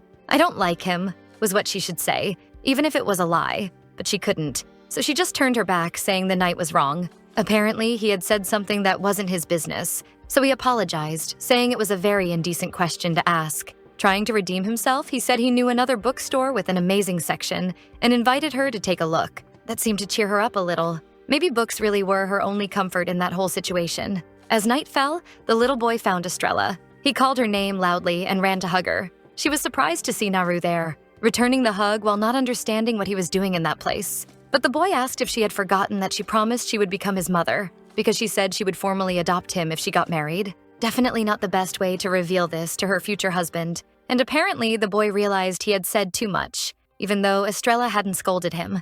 But she didn't reprimand him. She simply patted his head and admitted that she did say that. Before her fiancé could oppose it, the Lady of Charlene told Raven not to misunderstand the situation because it had been an agreement between her and Naru. Confused, but trying to be open-minded, he asked if she could explain it better. Then she revealed that the child was the son of Viscount Sheabest and his third wife. His name was Naru Sheabest. The Viscount was the younger brother of Estrella's father, which made Estrella and Naru cousins. And about the promise he was surely very worried about. The girl explained that once a year, all her relatives gathered at the mansion, and it was in one of those occasions that she met the boy. A year ago, at the Charlene family mansion. The two were in the same room, and while Naru was drawing, she was doing something else. He kept staring at her while Estrella flipped through her book, which seemed to be a common occurrence. The boy had drawn the two of them in a very cute way, and then let slip that he wished Estrella were his mother. In an innocent impulse, he asked if there was any chance he could become her child. What worried her even more than the fact that the boy already had a mother was that he believed she should become one. Then Naru revealed that his real mother had died when he was still a baby. The Lady of Charlene didn't seem very moved by the story, so she simply turned her head and said she understood, and told him he could do whatever he wanted. But that was enough to spark a hope in Naru that would never fade. However, she warned him that it probably wouldn't be possible right away, which made the boy ask when it would be. It was a huge problem she had created for herself, but she answered that maybe when she got married, she could adopt him. Now that she was explaining all of this to her actual fiancé, it sounded absurd. But to Raven, the real absurdity was that Estrella actually thought he would fall for such a story, even stressed. She made it clear that she didn't make that promise to the protagonist with any kind of scheme. Even though it happened before she regained the memories of her past life, she knew she had said something very irresponsible to the child. Daniel, on the other hand, seemed disappointed that Naru was not his master's illegitimate child and not the product of Estrella and Raven's love. That opened a very fun opportunity for Estrella, who loved playing with those men's feelings, and she pretended to cry, about to say that they had indeed had an affair. But Raven had zero patience left and just told her to cut it out. After all, they hadn't even met before, right? For the first time, Estrella revealed that they actually had, which left the man even more stunned. When he tried to question the Lady of Charlene, she simply asked if they could discuss the details of that when they were alone. And so she prepared to leave, being informed that the protagonist had prepared a guest room and asking them to rest. Then the girl walked out, holding the little boy's hand carefully, leaving the men there without understanding what had just happened. As night fell, Estrella entered the room, making sure Naru was already asleep. She couldn't contain her smile upon seeing that calm, innocent child. She pulled the blanket up, afraid he might catch a cold. However, something caught her attention. The boy's chest was covered in bruises. She couldn't believe it. She knew that ever since Naru's mother died, he hadn't exactly been treated well. But this was crossing the line. Suddenly, the little one opened his eyes carefully, sitting up a bit confused and asking what had happened for her to be there. He asked if she was feeling sick or something like that, but the woman quickly denied it. Then the boy lay down again, saying that was a relief. However, sounding a bit sad, Naru asked whether someone had gotten angry or hurt because he had gone to the castle alone. That question caught the girl off guard, but she tried to keep a cheerful tone as she replied that no one with common sense would dare go against her. Then, changing the subject and tucking in the child, she said it was better for him to focus on going back to sleep. Even with the sweet words of his future mother, Naru still apologized for coming there alone and for causing trouble for her, repeating his apologies several times. The next day, the three of them were eating together in the dining hall, but Raven noticed something very unusual about the boy. He seemed nervous, trembling at the table, and since he didn't move, Raven asked whether he didn't feel like eating or what was going on. Still shaking, Naru answered that he would eat. However, he accidentally dropped his knife on the floor. Even if it was an accident, the child felt as if a fire alarm was going off in his head. He remembered how things were for him in his family's palace. Every small mistake earned him a beating. He couldn't afford to make mistakes here either. He knew he would be punished if that happened, and was already prepared for it. However, the reaction he got was completely different, because the protagonist approached and gently patted his shoulder, and kindly asked him to hand over the plate so he could cut the sausage for him. That was a huge shock. The poor kid was so traumatized he believed he deserved harsh punishment for dropping a utensil. Even hesitant, Naru handed his plate to the protagonist. Afraid of the worst, he apologized for letting the knife fall, but the Lord wasn't worried and simply said those utensils weren't made for children, so they were probably hard to use anyway. While cutting, he asked if the size was okay for the little one to eat. Estrella couldn't stop smiling at Raven's kindness toward the boy. He acted like a real father, asking if everything tasted good and telling him to eat as much as he wanted. Naru answered that it was really delicious. After that, the boy went outside making a pose as if he were casting magic, which was enough to leave the castle's favorite knights mesmerized. When the magic came out of his hands, even Naru was impressed. This seemed to be the first time he managed to do it. Blue lights filled with mana flowed from his fingers rapidly, while he stared at them in pure joy. He jumped into Estrella's arms, celebrating that he could use sacred power too. The men called him a little genius, while she simply said that was expected for someone from the Charlene family, celebrating that the boy would be a future healer. Raven soon appeared as well, proud of the boy he had met only recently. Daniel approached his commander and asked whether the boy couldn't join the Knight Order, because he would surely become a great warrior. But the protagonist's concern was that Naru was still very small, so who would take care of him? However, for Daniel, the answer was obvious. He would take care of the child. Despite his handsome playboy appearance, he was married and father to 5 other children. Seeing his master's unimpressed reaction, he asked whether that wasn't enough to make him agree. But he quickly broke the comedic moment by clarifying that he was actually being serious about the boy joining the squad. He was keeping an eye on the children around, so he knew when someone had potential. And little Master Naru was very attentive to adults and well-behaved. Besides, even with his own son missing, it wasn't as if the Viscount's family had started searching for him. So he concluded that the boy wasn't very important to the Charlene family. This made Raven thoughtful, but it didn't last long, because Estrella approached him asking if he had a moment for the two of them to talk after that. Looking at Naru, who was now happily in Theo's arms, she explained that she really needed to talk to him about the child, something he revealed he also very much wanted to do. When the two were already alone in one of the mansion's rooms, the girl apologized for being so direct, but she needed to ask something about the child, seeing the curiosity in her fiancé's eyes. She then asked if, at least during her stay there, she could keep Naru with her. The boy thought for a moment before refusing, which made the Lady of Charlene angry. Even so, he insisted, saying that the child needed to return to the Viscount's house as quickly as possible. It was absurd to hear that from someone who, moments earlier, was smiling like an idiot just from interacting with the boy. Estrella's eyes were wide open, completely shocked by her fiancé's words, at least until she lowered her head as if disappointed. Then, trying to convince him at any cost, she clarified that as soon as the contract between them ended, she would take the boy back, even saying that if he didn't believe her, they could add a new clause to the contract. But she was interrupted by Raven, who made it clear that no matter how many times she asked, he wouldn't change his decision because he couldn't protect that child, even if the boy was being hurt by his own relatives. It was cruel, even for the protagonist, in my opinion. The girl's voice came out trembling for the first time after so many conversations, asking if he knew that reality. Why was he making that choice? But he had a better question. If he accepted the girl's crazy request, did she understand what evil people might think about this situation? They would twist everything to fit their own interests and convince themselves that if this child deserved so much pity, maybe they could protect him. Others might try selling more children to gain a direct link to the Dyer family, but even so, those kids could end up mistreated in the end, receiving the same treatment Naru did. The girl knew he was right. If they accepted Naru, other children would appear trying to get pity from the Dyers using the same method. However, if they sent the boy back like that, who knew what horrible things might happen to him? So she clarified that she understood his argument, but wanted him to at least consider protecting the boy at the Charlene house until he could get his father's permission. A bit coldly, the protagonist asked why the Dyer family should go so far just because of the woman's personal motivations. My God, this man is stepping completely out of character. And he continued, reminding her that the two of them weren't a real family. They were only in a contractual relationship. Those words hurt the Lady of Charlene more than she expected. She thought about yelling at him and ending him right there, but chose another approach, admitting he was right and saying she was wrong, apologizing for causing such confusion.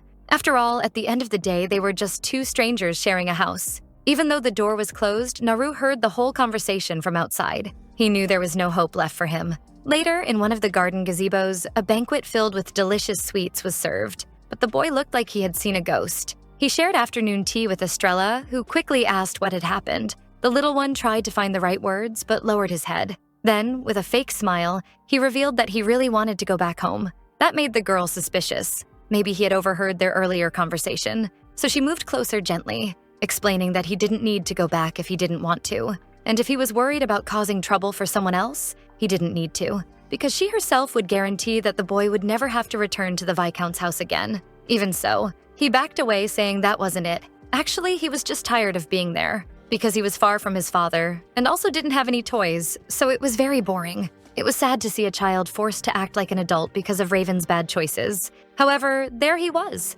insisting that he wanted to go back home and even asking if it was forbidden to do so.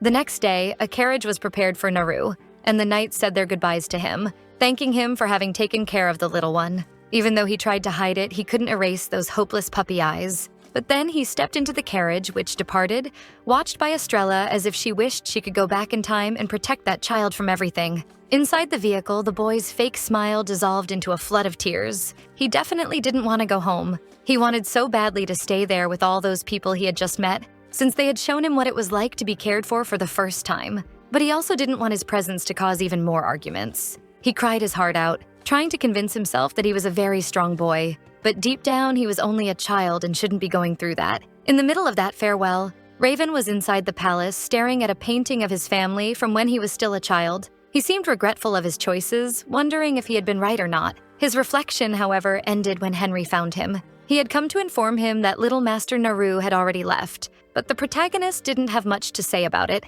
or at least didn't want to. However, the butler knew him well enough to realize things were not fine. He tried asking if there was any regret, which confused our boy. So Henry explained that when he first met Naru, he couldn't help remembering his young master, because when Raven was younger, he kept getting hurt trying to protect the servants. Trying to help Raven a little, he asked if the boy understood that it was okay to be a bit selfish sometimes. So he asked if the MC truly didn't want to protect little Naru, making our boy think, before answering, because he felt any reply wouldn't be good enough. Even so, he said he believed he had made the right decision, but the butler insisted. He wanted to know if the feelings Raven said he had were actually true. The boy commented that it was strange seeing that man so sentimental about this issue, joking that he must really be getting old. Then he prepared to leave. But alone with his thoughts, he knew his true desire was to protect that child. However, even if his intentions were good, he wouldn't make a promise he couldn't keep in practice, because he didn't know how long he would live, knowing he would eventually cause problems for everyone left behind once he died.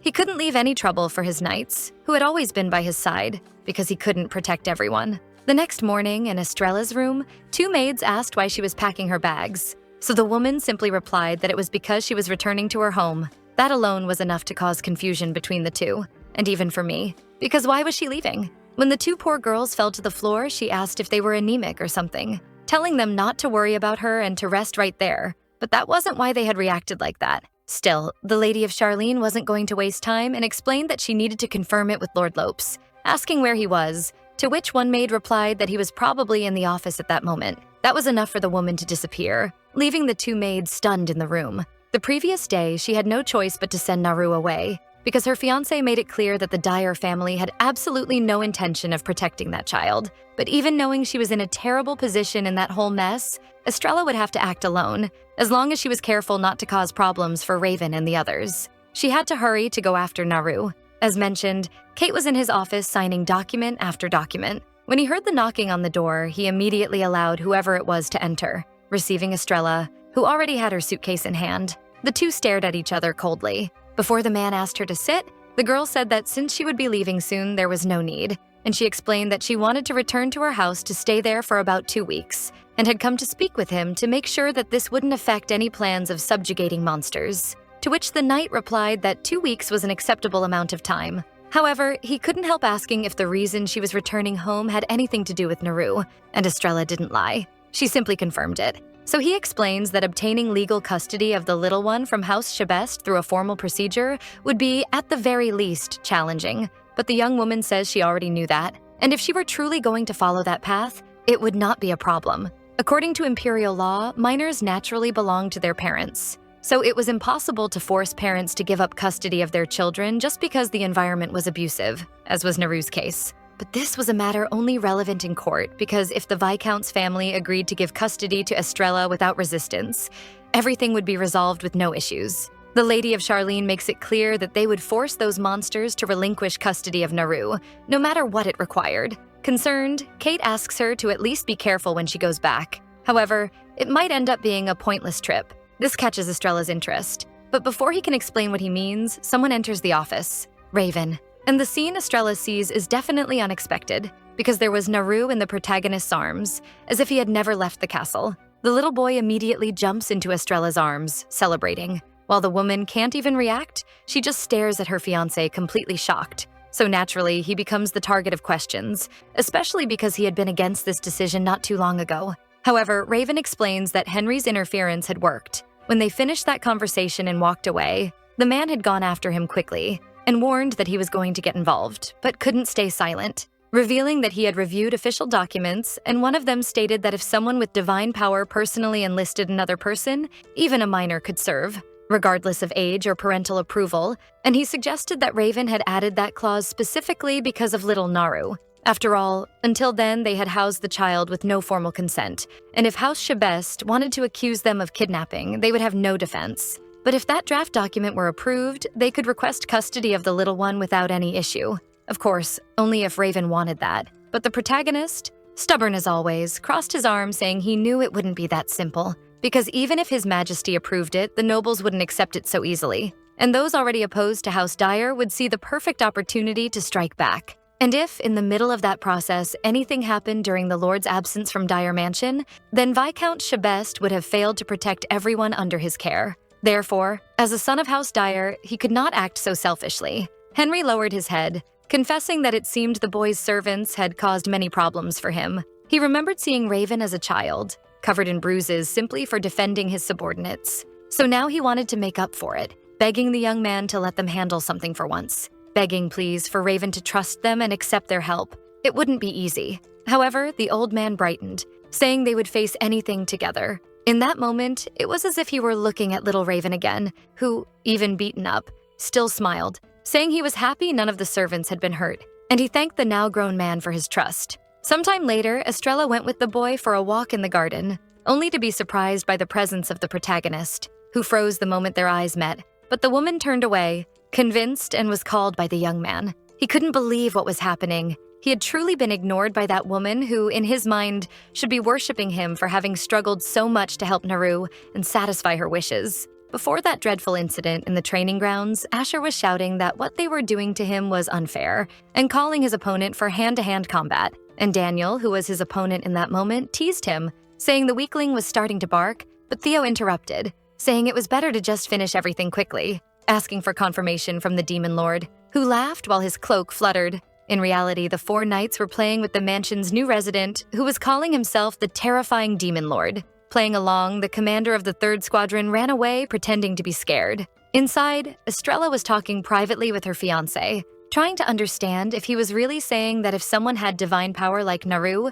that person could become a probationary member even without parental consent. However, what worried her was whether the Emperor would approve of that. But Raven made it clear they probably wouldn't have any problem with that, justifying that the Emperor himself was eager to train the next generation, so he would approve the idea without a second thought. Even though she wasn't fully convinced, the girl tried to reassure herself that Raven was very close to His Majesty. So if he was saying that, then there wouldn't be many issues. She only asked to speak with Naru alone. Besides that, she assured him she would discuss the matter with her father, so the Sheabest family would provide some support as well, something the young man was counting on. Silence quickly filled the room, and as much as the protagonist tried to keep himself contained, silence was not exactly his strong suit, at least not around Estrella, so he called for her attention and apologized for having said so many harsh things earlier. But to her, it made no difference. She truly hadn't been bothered and actually thought his stance was correct. With the conversation finished, she stood up, ready to leave, while Raven quietly watched her every step.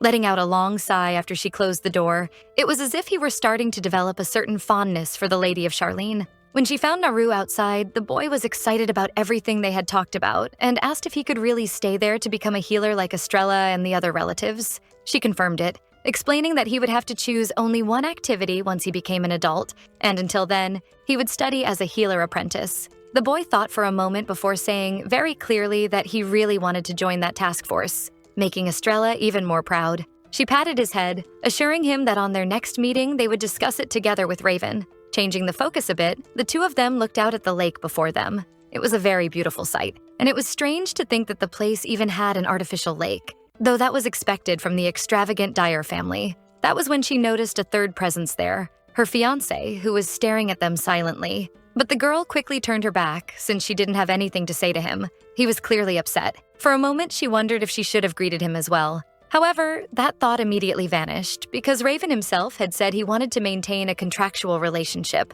whatever that meant. So staying distant from him was the best choice she could make, at least for now. Days later, in one of the city's taverns, people were laughing nonstop, but the protagonist's mind was far from his subordinates. He could only think about Estrella, because it felt like she was deliberately keeping distance from him. She had informed him that starting that day, she would eat only in her room. Later, when he invited her to watch the sunset and take a walk, she simply declined and went on her way. Now, whenever he tried to even touch her, she slipped away from his hands coldly, as if she were more distant than ever. Of course, she said she wasn't upset about anything, but maybe she lied and was still bothered. He could even picture her in front of him, humiliating him, saying that choosing the good of a household over the well-being of a child, and on top of that, being a virgin, was truly pathetic. But at the end of the day, they were complete strangers. He should be happy. After all, he had spent so long clinging to that ridiculous speech about not falling in love and all of that, but now he just felt frustrated with his own decisions. His misery was interrupted by Theo, who arrived asking for help, but Daniel scolded him, saying he wasn't finished with him yet. The poor innocent soul explained he was tired of hearing all of Daniel's stories about him and his wife, but the second squadron commander teased him, telling him not to be so shy, and insinuated that the captain would love to hear them too. But of course, that wasn't the case at all. Before either of them could speak again, Daniel started ranting about how his wife was born in winter, so she was as pale as snow and had rosy cheeks, tiny lips like a princess from a fairy tale. But the main point of his story was that yesterday, when he arrived home, she had prepared all his favorite dishes. He spent 30 minutes describing whatever atrocity he did with his wife, only to end it by saying that afterward she got super clingy and fell asleep like a little bunny. But he still had much more to say. He kept talking for another hour to those two poor souls who had lent him their ears. By that point, he was describing his wife's blood circulation and how he warmed her up with his body. Daniel had already fallen asleep in the middle of all that nonsense, but Raven, surprisingly, was listening and wanted to know more about those circulation problems. He asked if by any chance she also had cold hands and feet, which Daniel confirmed. That was enough to make the protagonist thoughtful. Clearly, something was going on. After that, back at the mansion, the young man was carrying a little gift box. He walked back and forth in front of Estrella's room, completely awkward after all. It would be the first time he gave a present to a woman of his own free will, but he had to stop this peak of anxiety when the door suddenly opened, and the girl asked what he was doing there. Nervously, he explained that he wanted to apologize for the situation with Naru earlier that day, and the woman asked whether she hadn't already made it clear that she hadn't been bothered. She didn't even wait for him to respond before walking past him with indifference. But this time he wouldn't give in so easily, stretching out his hand to stop her from leaving. Then he asked why she was avoiding him. Since she said she wasn't bothered, she could at least talk to him. He politely asked for that much. The two of them ended up entering the room to have more privacy to talk, despite the deadly silence between them, and they both tried to break it at the same time. So Raven apologized and asked her to speak first. Estrella thanked him and returned to what he had said earlier to explain that she wasn't trying to avoid him on purpose or anything like that. However, he asked why she had been eating alone in her room. So of course she replied that she thought keeping some distance from him might make the situation more comfortable for him. After all, as the protagonist himself had said, the two of them were not going to become a real family, since that was only a contractual and temporary relationship.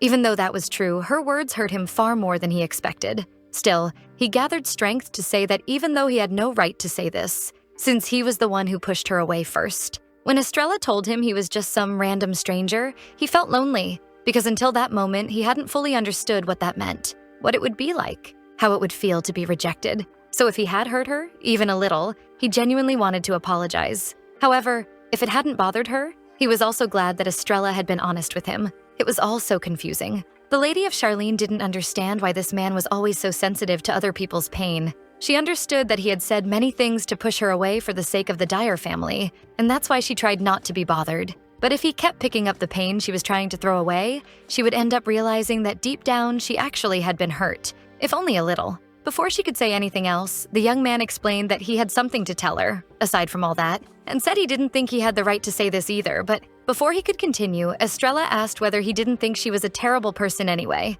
shocking the protagonist. However, she went on, saying that saying something like that was simply unfair, definitely not the reaction he was expecting. Even so, he moved closer to her face, touching her gently. But Raven wasn't offended or shaken by her words. Actually, he was mesmerized by a smile he had never seen appear on Estrella's face before. When he realized what he was doing, he immediately became embarrassed, pulling his hand back and apologizing. He was redder than a ripe tomato, wondering over and over why he had done that. Looking away, the girl confessed that she was still a little angry with him, because he had hurt her with his harsh words, and by the way, he always managed to come out on top in situations. But what shocked her the most at that moment was how easily he had said he felt lonely, because that wasn't fair. That one stung. But mainly, what upset her was how easily she had let herself become dependent on the protagonist. Even knowing that his devotion was to the Dyer family above anything else, he always supported the house more than anyone else would, and that hadn't changed. That's why in this life, Estrella wanted to be the one responsible for protecting what mattered most to him.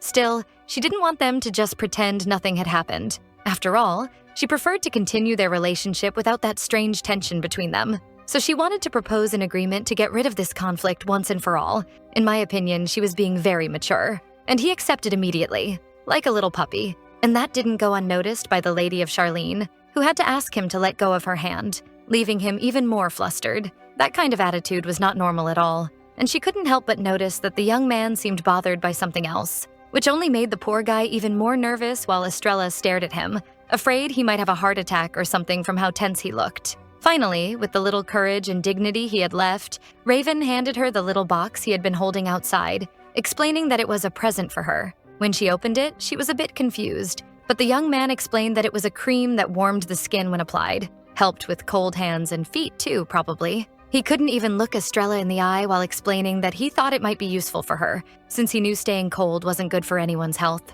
Flashes of when the two of them went out together and he let go of her hand because it was too cold appeared in Estrella's mind. There was no way that man, who was basically an anti-romance idiot, had remembered that, but she couldn't help letting out a small laugh before thanking him, assuring him that it would definitely be useful for her. Seeing Estrella so disarmed ended up disarming our boy too.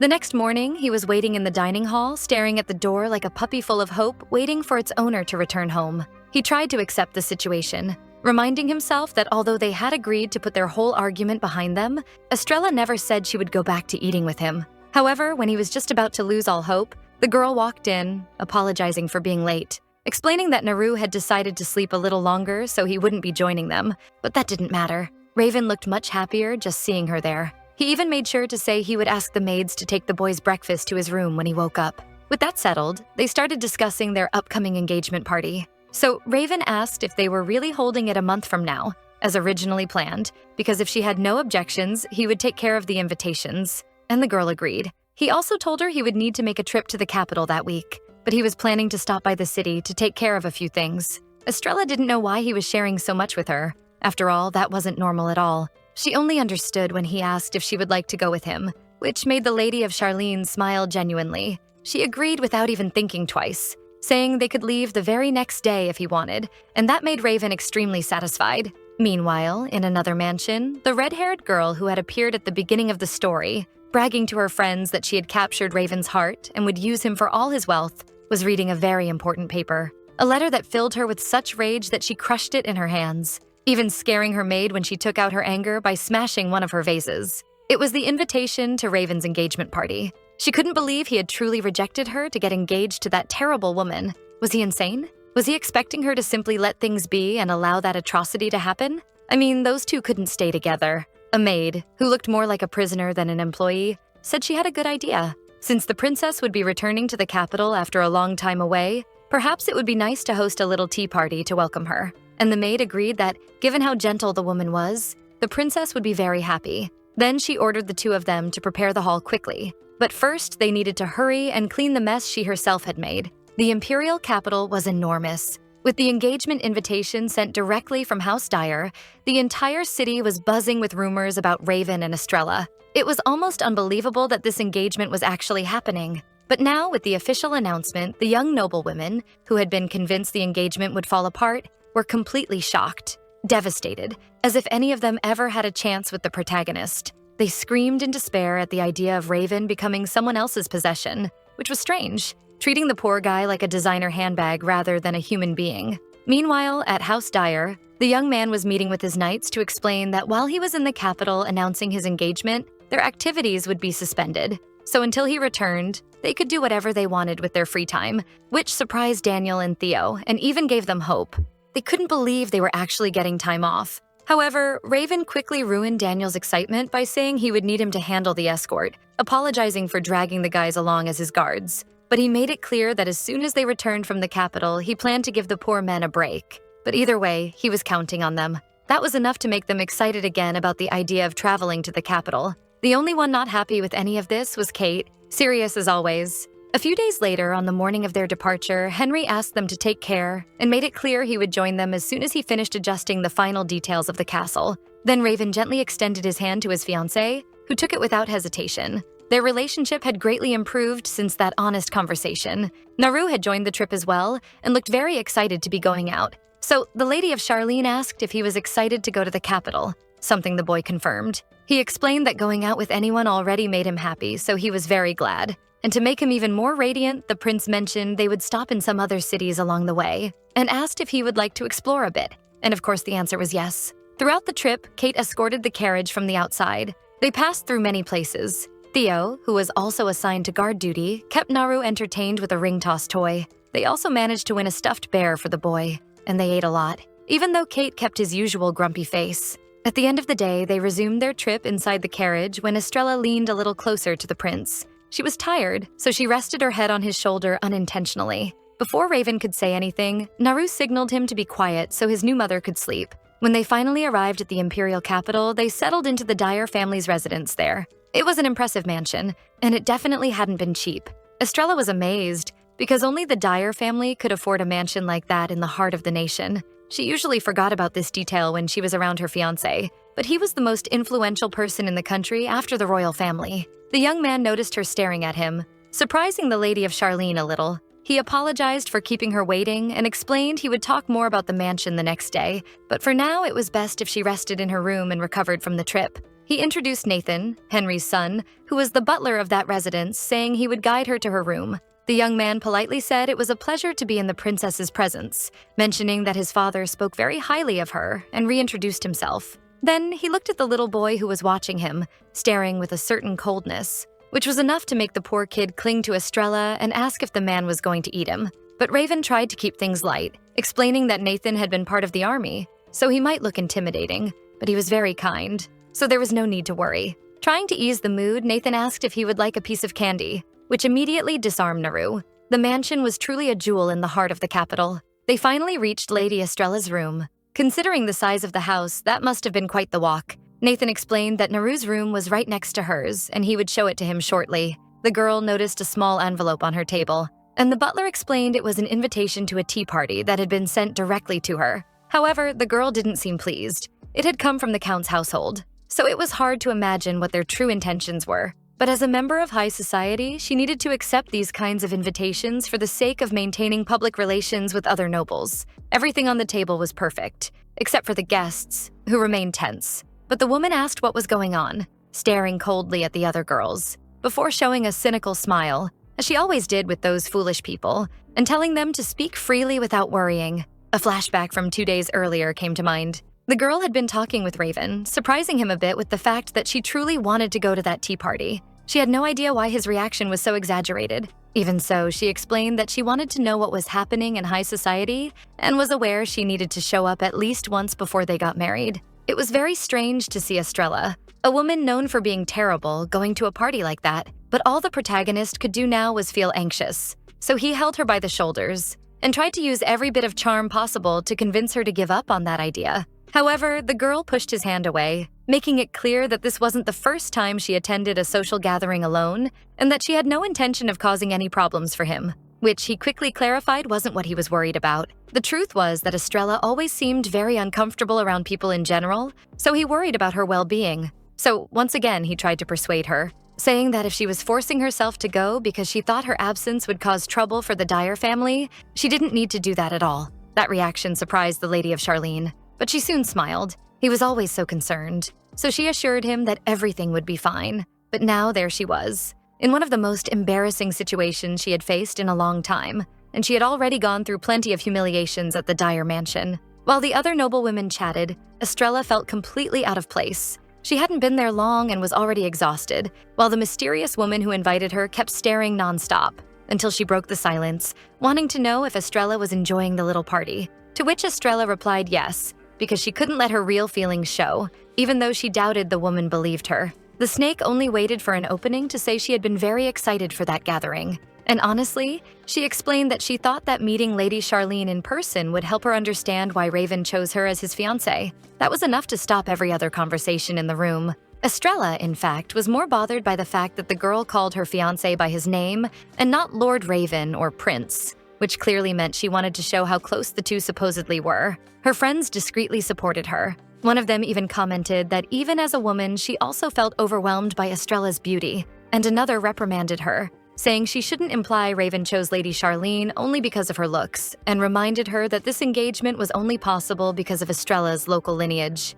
Estrella was clearly uncomfortable, which greatly pleased the redhead. Suddenly, she brought up a conversation about a young woman they knew, commenting that she had recently gotten engaged, just like Lady Charlene. Her friends, the other rich snakes, laughed while talking about this woman's temper, which supposedly left much to be desired. They even mentioned that many called her a villain, and as far as they knew, her fiancé barely paid her any attention. They kept commenting among themselves how tragic it was for the poor man to have to marry that girl, since with such a terrible reputation, she could never bring happiness to a man, especially in marriage. Estrella ignored their comments while eating her cake, because she knew the snakes were talking about her with that little performance, and she was certain it was nothing but jealousy. Even seeing they weren't managing to offend her, one of the girls insisted on knowing Princess Estrella's opinion about all that, and all she did was agree, explaining that she probably would get along very well with that woman. That was definitely not the reaction the girl expected after so much provocation, so she asked what Estrella meant by those words.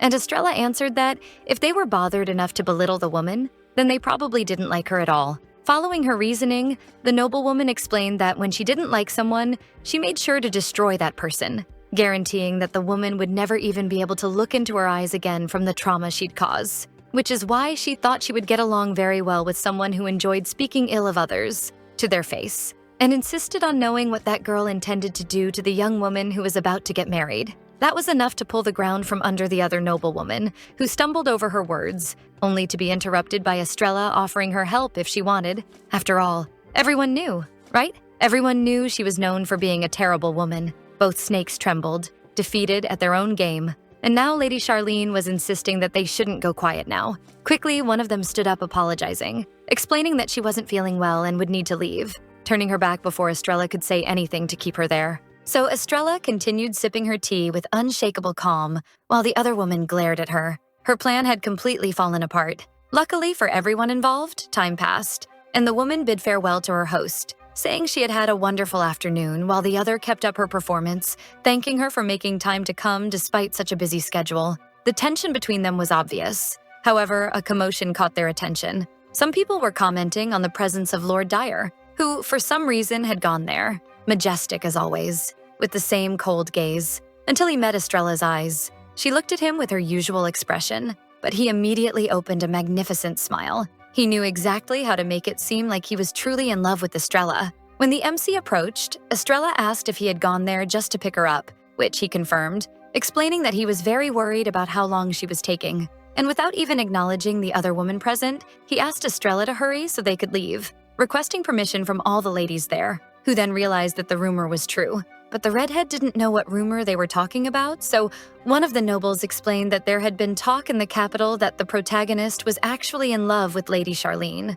In the end, that was exactly what they looked like to anyone, an affectionate couple. Since Raven was all smiles whenever he appeared with her in public, the woman clenched her fists in rage. She wouldn't forgive that, and she wouldn't give up either. She would find some way, no matter what, to make Raven hers alone. At night, in the capital mansion, Estrella's reading was interrupted by knocks on the door. It was Raven, and she immediately asked what had happened. A bit awkward, he invited her for a walk because there was a very special place only he knew, and he wanted to take her there. That invitation alone was enough to make her blush, and without thinking twice, she accepted, interlacing her fingers with his, and being surprised when the protagonist pulled her by the waist, asking her to stay closer, something she accepted without hesitation. After all, this was the man she loved. A little before that, Raven had been enjoying the tea served by the butler, who said he had had a long day. He was exhausted from all the paperwork since it seemed endless. Then Nathan changed the subject a bit, saying he'd heard there would be a meteor shower that night, suggesting the master could invite Lady Estrella to watch it. It wasn't his style to do such things, and he was only interfering because his father had tasked him with creating a romantic atmosphere for the couple during their stay in the capital. But even though the butler's idea was great, the protagonist suggested bringing Naru along too, to which Nathan quickly responded that waking a child so late might not be ideal, which made Raven give up on the idea. Still, what worried him most was the fact that Estrella had attended the tea party earlier. She was probably tired. Maybe she was even asleep by now. Even so, he tried approaching her, knocking on her door to ask if she was awake. When she replied yes, she immediately asked what he wanted. So he explained that there would be a meteor shower that night, and if she wasn't too tired, he wanted to take her for a walk, including the fact that there was a special place in the palace only he knew, and now she could see it too.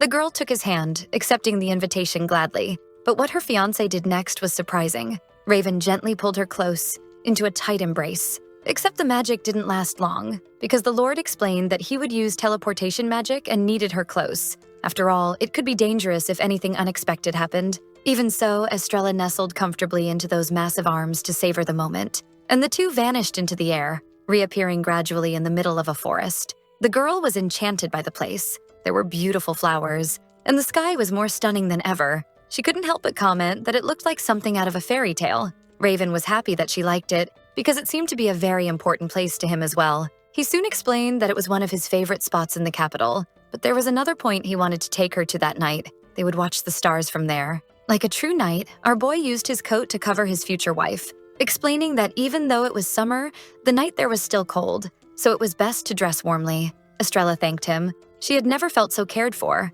especially by Raven. He took advantage of being alone with her to ask how the tea party had gone earlier, since she looked exhausted when he went to pick her up, something she couldn't even hide. So she decided to be honest, telling him everything that had happened, ending her story as if it were something normal.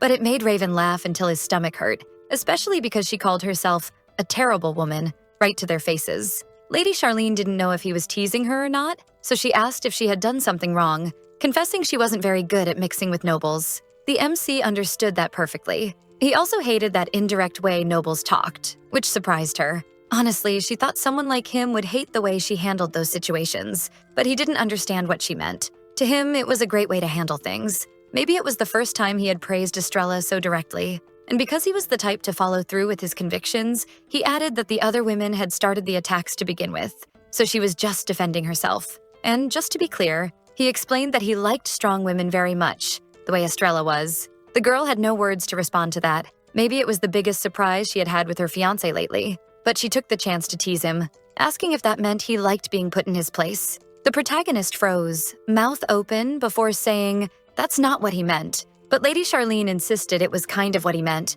The boy broke into a cold sweat at that tease, but he used the moment to open up, saying that it wasn't uncommon in his country, but his parents had a terrible marriage. Every time his father found a new mistress, his mother became the subject of the entire kingdom, turned into a laughingstock. But she never protested. She endured all that humiliation in silence. He remembered the time she slapped him in the face in one of her fits of anger because of the rumors, when Raven was still a child, too young to understand why he was being hit, since that has no justification regardless of age. Even grown, the memories couldn't be erased. And Estrella seemed to see his soul in that moment. She even pitied her fiancé, without fully knowing why. He took a moment to realize she was looking at him, and even when he met her eyes, Estrella didn't look away. It was almost pity. He tried to lighten the mood, clearing his throat and saying that what he meant was simply that he preferred strong women or even villains like her. That was enough to make Estrella let out a dry laugh, asking if he had any idea how calling someone a villain wasn't exactly affectionate. Still, she knew he was opening up,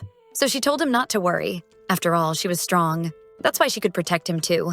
And Raven smiled genuinely this time. He couldn't believe that this woman, whom everyone thought was despicable and who supposedly didn't even like him, was trying to comfort him. Different from other times, he simply accepted that comfort, saying he would remember it. The forest truly was beautiful, and they finally reached the spot he wanted to show her. Estrella's eyes sparkled at the sight. The perfect meteor shower reflected on the lake before them. They were so mesmerized by the sky that they barely noticed their hands brushing. Both jumped slightly, staring at each other as if sharing a secret. Maybe it was just the moonlight, but even though he had looked into Estrella's eyes many times before, tonight they seemed dazzling, like they could put him in a trance. Sometime later, in the Imperial Palace inside the audience chamber, someone commented that the Duke Dyer's son never stopped impressing. The king thought it was crazy that he had taken in a child from House Sheabest. As for the petition to allow young knights to enlist without parental permission, the king admitted he was inclined to approve it for his own military interests. However, the nobles who opposed it would be furious, so he asked if that wouldn't be a problem for the duke, who needed to agree. However, if Naru was capable, there would be no problem at all. Everything the Lord was doing was simply supporting his son's wishes. It was impressive to see that His Majesty still trusted Raven so much. He lamented that the two of them didn't maintain a closer relationship because it could have avoided all the tension between them. Defeated, the king decided to agree, and he asked that Raven be informed he should present himself at the castle as soon as possible. Meanwhile, in the Dyer family mansion in the capital, Estrella wore a scowl deep enough to give her all the possible wrinkles at such a young age. She was facing a horrible problem, which was, at this point, she might accidentally swallow Raven whole with her own teeth. Because ever since the incident with Naru, the boy's attitude toward her had changed completely, for the better. Even the day before, when they were looking at each other as if they were truly a couple in love under the meteor shower. Her frustration was so intense that Estrella slammed her head against the table, alarming her maids who asked what was happening. There was definitely something wrong, because she looked like a crying corpse for no reason. The truth was that she was scared, because if her fiancé discovered that she truly liked him, her whole plan would go down the drain. 6 months earlier, in the house of Lady Charlene, when she regained the memories of her past life, she couldn't even think about marriage, much less meeting Raven again, because if he really remembered nothing from their past life, even if he was the same soul, she would be meeting a completely different person. But even knowing that, the girl couldn't stop being curious. And the more she learned about him, the more she learned about the protectors, discovering that they had extremely short lives. She found a list of several protectors, like Raven, who died fighting monsters, and the one who lived the longest still died at 40. It was horribly unfair. Estrella never wanted to see her fiancé sacrifice himself for anyone ever again. That was why she chose to stand at his side. At least, if their enemies were only monsters, she could protect him with her power, and maybe he could live as long as a normal person. However, noble women were expected to be delicate and subtle. If they were even forbidden from riding horses, imagine fighting with swords. So participating in monster hunts was out of the question. She pestered her father to let her join, but he didn't give in, so she started coming up with excuses to participate. Then, by pure luck, a marriage proposal from Raven landed in her hands. The news sounded like music. The Emperor had suggested a betrothal with the Dyer heir. Her father was already preparing to refuse, but the girl said, loud and clear, that she would marry him. He took a while to process that. How could his daughter want to marry of her own free will? He reminded Estrella that she once said she would rather bring down an entire empire for her selfish choices than marry a man, but she had forgotten that completely. So, unless she wanted the empire destroyed, accepting the proposal was the best choice. She was sure that Raven, being a man who valued loyalty and honored his comrades, would appreciate her power. So she wasn't too worried about negotiating the contract marriage. The real issue was what would happen after the contract. Her original plan was to win his heart during the contract period and extend it permanently. Plan B was to prove she was useful and remain with the Knights as their healer even after a divorce, and then make the MC fall in love with her. Those plans sounded brilliant in her head, but now she knew that if the protagonist discovered her true feelings, Estrella would be kicked out immediately. She snapped out of her trance when someone called her name. For her luck, or misfortune, there was Raven, as stunning as ever, worried because the maid said she was acting strange, and he wanted to know if she was all right. But all Lady Charlene could focus on was that sculpted chest beneath his shirt, and those pants that fit him almost too well. Honestly, I have to agree. His worried expression was almost touching. She felt warm inside when she replied that everything was fine. She could drool right there. He looked more seductive than ever. When he noticed the small bruise on her head, he rushed over in a panic, asking if she had hit it somewhere. Of course, she wouldn't admit she had done it to herself on purpose, so she just said it was an accident. But the boy stepped forward immediately, ready to cast a healing spell on her, telling her to stay still. And so Lady Charlene did as he asked. It was difficult for her to be so close to something she wanted so badly and not be able to enjoy it properly. So she blurted out that if she ever went completely crazy, it would be all Raven's fault, prompting him to ask what he had done. Laughing, she said it was a very unfair accusation. His smile was beautiful. He was beautiful, actually, and denying that would be unfair to anyone. Since her past life, one of her biggest goals was to preserve that joy he had, and now it was no different. That was why, in this life, all she wanted was for Raven to be happy, and for that, she was willing to sacrifice her own feelings. Kate, who was passing by, ended up overhearing their conversation. There was something different in the air. Love, maybe? Because it was like watching a drama. They were practically surrounded by hearts. It was hard for him to believe it. Later, when they were alone, he mentioned that he had seen the couple talking earlier, interrupting Raven's tea. Maybe he was referring to when the girl hit her forehead. But then came the question everyone wanted to ask. Raven, do you like that woman? Even later, in his chambers, the MC couldn't forget the conversation he had with Kate. He remembered the night asking if he truly liked Estrella. Honestly, when he heard the question, he began thinking about how different things might be if he weren't a protector. But he was too realistic to pretend that was anywhere near possible. He opened a book that described his role. Protectors held an immeasurable amount of divine power and strength. They were symbols of heroism for the Empire. At least, that was the public perception. But in reality, those whose mission was to sustain the protective barrier were sacrificed. Just like him, other protectors who received the mark at around 6 years old all died in their early 20s. Without exception. And this fact was only hidden because all their power came with a secrecy spell, meaning that even if the boy wanted desperately to ask for help or confide in someone, he physically could not speak the truth to anyone. His seizures grew worse over the years, just as the record said they would. And if this was the same case, it meant our boy didn't have much time left. He didn't even know if he would survive another year. So he had to face the fact that for someone like him, falling in love wasn't really an option, no matter how sad that was.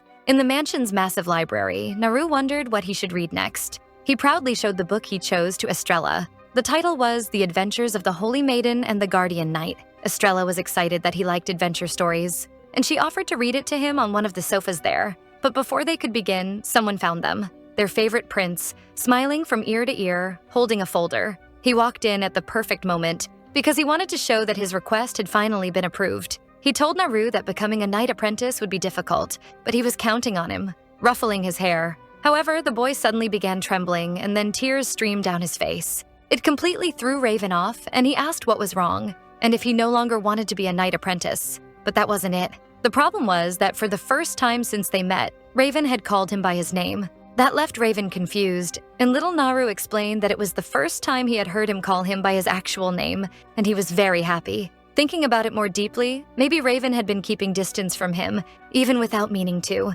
So he picked him up, smiling, and said that from now on he would call him like that as much as he wanted, so he needed to stop crying, apologizing for not doing it sooner. Lady Charlene teased him, saying that just a simple apology was a little too cold, suggesting that if he really wanted to apologize, he could grant Naru a wish. Our boy agreed she was right, so he asked if there was anything the little one wanted. And shyly, Naru said there was a book he really wanted Raven to read to him, the one Estrella was holding. To his surprise, the protagonist reacted very positively, coming closer and saying he would read it as much as Naru wanted. So he settled in the library and began telling the story of how the Holy Maiden didn't defeat the Demon Lord, but instead became his friend. And after protecting world peace, she and the Guardian Knight who traveled by her side lived happily ever after. And so the story ended. The little boy loved it. and he was already ready to grab another book, running off and leaving the two adults alone. Estrella stared quietly at the book cover while Raven seemed satisfied with that child. Without meaning to, she ended up commenting that, in truth, they didn't get married. Luckily, Raven didn't hear it and asked if she had said something, so Lady Charlene managed to change the subject. He was worried and wanted to know why she seemed so dissatisfied in that moment, but all she said was that it wasn't that. She only thought the story could have been a bit more realistic, since the maiden was a beautiful, intelligent, noble woman, while the guardian was just some idiot. Even though the boy wanted to understand her point, he made it clear that she shouldn't say that in front of Naru, because she was speaking as if they knew those people. Estrella thought hard before saying it, that she had known them actually. In that moment, memories of her past life came back, where her beloved called her the Holy Maiden. Back then, Estrella had white hair, but the same appearance and the same deep eyes. The boy, who was Raven, called her out on a date that day, and for the first time, she said out loud to her fiancé that those characters were actually their past lives, surprising him by saying that the two of them had already met before, because in their past lives, they were the magnificent saint and the blessed knight. But of course, she didn't say any of that. She knew that even if she told the truth, she'd face two scenarios. First, Raven would mock her because of this whole reincarnation talk. Second, the protagonist would give a little laugh and ask what was wrong with her, if she had a fever or something. She could never tell the truth, and she was so deep in thought that the Lord had to ask why she suddenly went quiet. So she avoided it, saying it was nothing, just that she had watched a play about that before. So she decided to tease him, making him sigh in disapproval. But that reminded him of a famous theater troupe in the capital that was performing an opera about the magnificent saint and the guardian knight, and the shows would start the next day. Thinking about that, he suggested that the three of them go together with Naru the following week. And the timing of this event left her a little lost, since there was something even more exciting happening that day. But she accepted anyway. It was a great idea. However, she reminded him it would be a special occasion, so she suggested they go as a celebration of Raven's birthday, which was approaching, even though he didn't want it to. Remembering that made the boy lower his head. After all, his death was only getting closer, even if he didn't know that his fiancée knew that too. Before he explained that he already had something planned for that day, so there wasn't much to do about it. He even apologized for ruining her plans, but suggested they watch the opera on the last day of the performance, since they would be leaving soon and he heard that the final show would be special. Estrella agreed. It sounded good. The two were interrupted by one of the servants. Nathan explained that a delivery had just arrived for Raven. That was unusual, since he normally didn't receive much there. Several large crates had arrived, cluttering the hall, and the boy immediately became embarrassed. It seemed a bit excessive for a gift, so he asked Kate who had sent it. Then Kate revealed it had come from someone called Dearest Precious. At least that's what was written on the note. That alone put a scowl on Estrella's face. Raven tried to soften it, explaining that it definitely wasn't what she was imagining, because the little precious one in question was actually His Majesty, complaining to Kate, since he was sure the man knew perfectly well and could have spared them this ordeal. But the knight didn't care at all. It was exactly the king's style, sending something with that sender name just to annoy the MC, as always. However, one of the crates caught the boy's attention even more. His eyes sparkled like a real child's, something Estrella couldn't ignore, since it was unusual to see him like that. And then, holding a box with wine from the southeastern region, he asked if she liked wine, because apparently he loved it. As night fell, he decided to share the drink over a lovely dinner. He looked very pleased with everything. Curious, Estrella asked if he liked drinking alcohol like that, and if he often drank alone. He answered that he preferred drinking with others, so normally he did it with his group of friends. Returning the question to Estrella, who only said she didn't dislike alcohol. In truth, in her past life, she drank quite often, but now she limited herself to a sip or two at parties just to pass the time. Honestly, she didn't even know how much she could drink in her new body without getting sick. However, a single sip of that wine was enough to change all her opinions, because it was very good. And Raven smiled, revealing that it was his favorite wine. Being sincere, he said he was very happy that Estrella liked it as well. It didn't take long before the bottle was going back and forth between them, and the girl became a little tipsy, even taking the poor man's shirt off. He didn't know how the situation had reached that point. He didn't even bother with a cup anymore, drinking straight from the bottle. But when the drink was gone, the girl, still slurring a bit, said she wanted a little more, being scolded by the protagonist, who suggested it was maybe time to stop. Then she stared at him, unreadable. What she was seeing was almost a glimpse of paradise. His amazing abs on full display. Seriously, who could look away from that for even a second? It was absurd. And when she let that comment slip out, it only confused the boy even more. And since alcohol steals every ounce of dignity a person has, she simply said that with such a tempting body right in front of her, it was hard not to jump on him, which was enough to leave the Lord completely disoriented and the girl immediately dying of embarrassment. Even so, she couldn't hold back and said she always thought that way. But the way he acted, so flustered, was too much for her to handle, hinting that he definitely knew what he was doing. So, clumsy and emboldened, Estrella leaned in, touching those strong shoulders, ready to pounce and swallow the boy whole. However, he asked his future wife to stop. He was extremely flustered, red like a tomato, and asked her to step back. But that's not what she did. No, she did exactly what all of us would do right now. She touched him. Her happiness was almost instant. However, the boy couldn't handle it anymore. He pinned her underneath him, holding her arms, which, in my opinion, is not exactly the best way to reprimand someone who's obsessed with you. He said she was way too drunk and careless, explaining that even if she thought she hadn't said anything extreme, someone else could misinterpret things and attack her out of nowhere. To the MC, that was something she needed to understand once and for all. But our girl reads romance novels religiously, so this was basically a dream coming true, honestly. And as if the situation couldn't get any more embarrassing, she explained that she only acted like this with him. At that moment, the protagonist's heart was beating like an alarm, warning him not to go any further. Except, that new expression on Estrella's face told him everything he needed to know. So, trying to take advantage of the situation, maybe, Raven asked, clearly and directly if she liked him, which triggered a warning inside Estrella, even in her drunken state. But she couldn't hide it anymore, so she decided to tell the truth. Yes, I like you, which in my opinion, she would regret deeply. During all that time, Estrella carried only one regret, one choice that would haunt her forever. In her past life, Raven did not give up on her easily. He repeatedly said he loved her no matter what, calling her his dear saint. However, the woman always acted indifferent, no matter how humiliating it was for her. He would always insist, asking if she was ignoring him again, and teasing her by saying he knew she liked him, even though Estrella always made it clear she didn't like Raven at all. Even if she acted mean, the boy only laughed and carried on.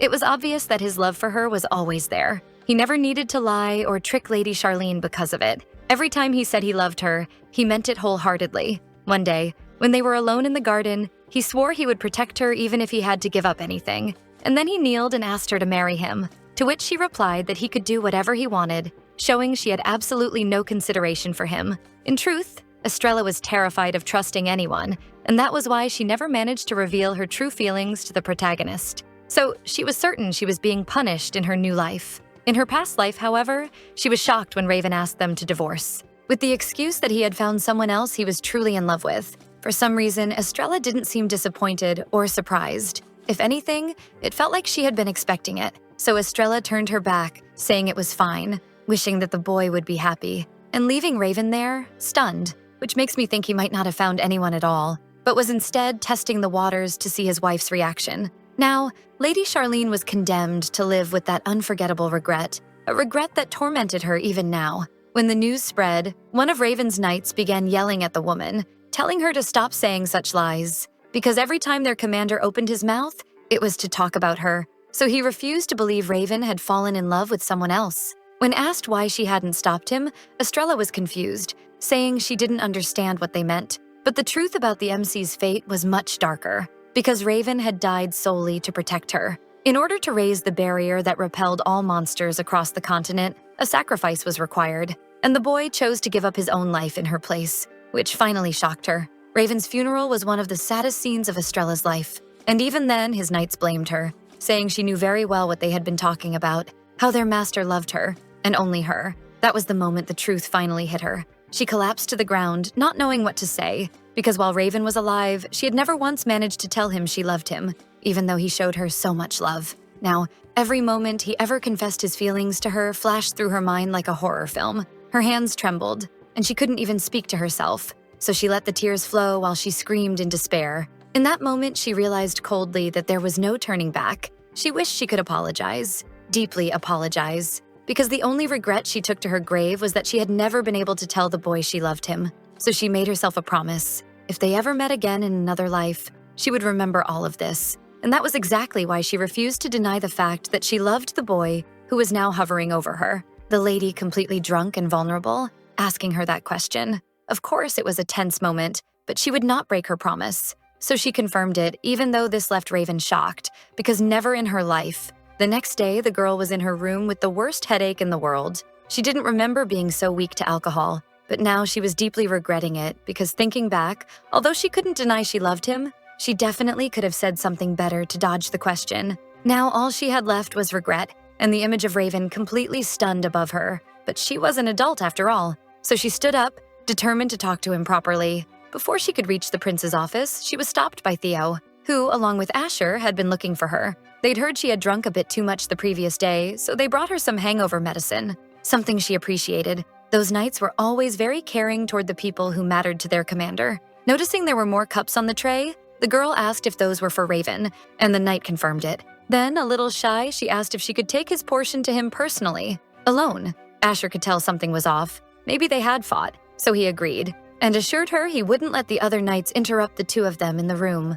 Then he dragged Theo away by the collar, leaving him calling after Estrella like a little child. When she finally arrived at the protagonist's chambers, the woman announced herself and asked if she could come in. It sounded almost like a surprise to Raven, and for a moment Estrella thought he might not even let her see him after what happened the previous day, but she couldn't back out now. So she opened the door slightly, explaining that she had brought something to help him with the hangover, something that brightened his expression a little as he thanked her for the gesture. The awkward silence between them was unmistakable, but for better or worse, it was Raven who decided to break it, bringing up the previous day, because he wanted to know whether his fiancée remembered clearly the things she had said to him. And that's where we're stopping today, because honestly, this romance is getting out of control in the best possible way. I mean, Estrella confessing her feelings while completely drunk, Raven looking like he just saw the heavens open above him. These two are one emotional disaster away from finally kissing for real, and I'm here for it. Do you think Raven is already in love and just pretending he isn't? When do you think these two adorable idiots will finally admit everything's sober? Tell me your theories in the comments because I'm dying to know what you think. This series is called I've Fallen for the Empire's Greatest Villainess, and today we went all the way up to chapter 25. If you enjoyed the recap, don't forget to like the video, subscribe to the channel, and hit that little bell so you don't miss the next episode of this chaotic love story. Kisses and see you next time.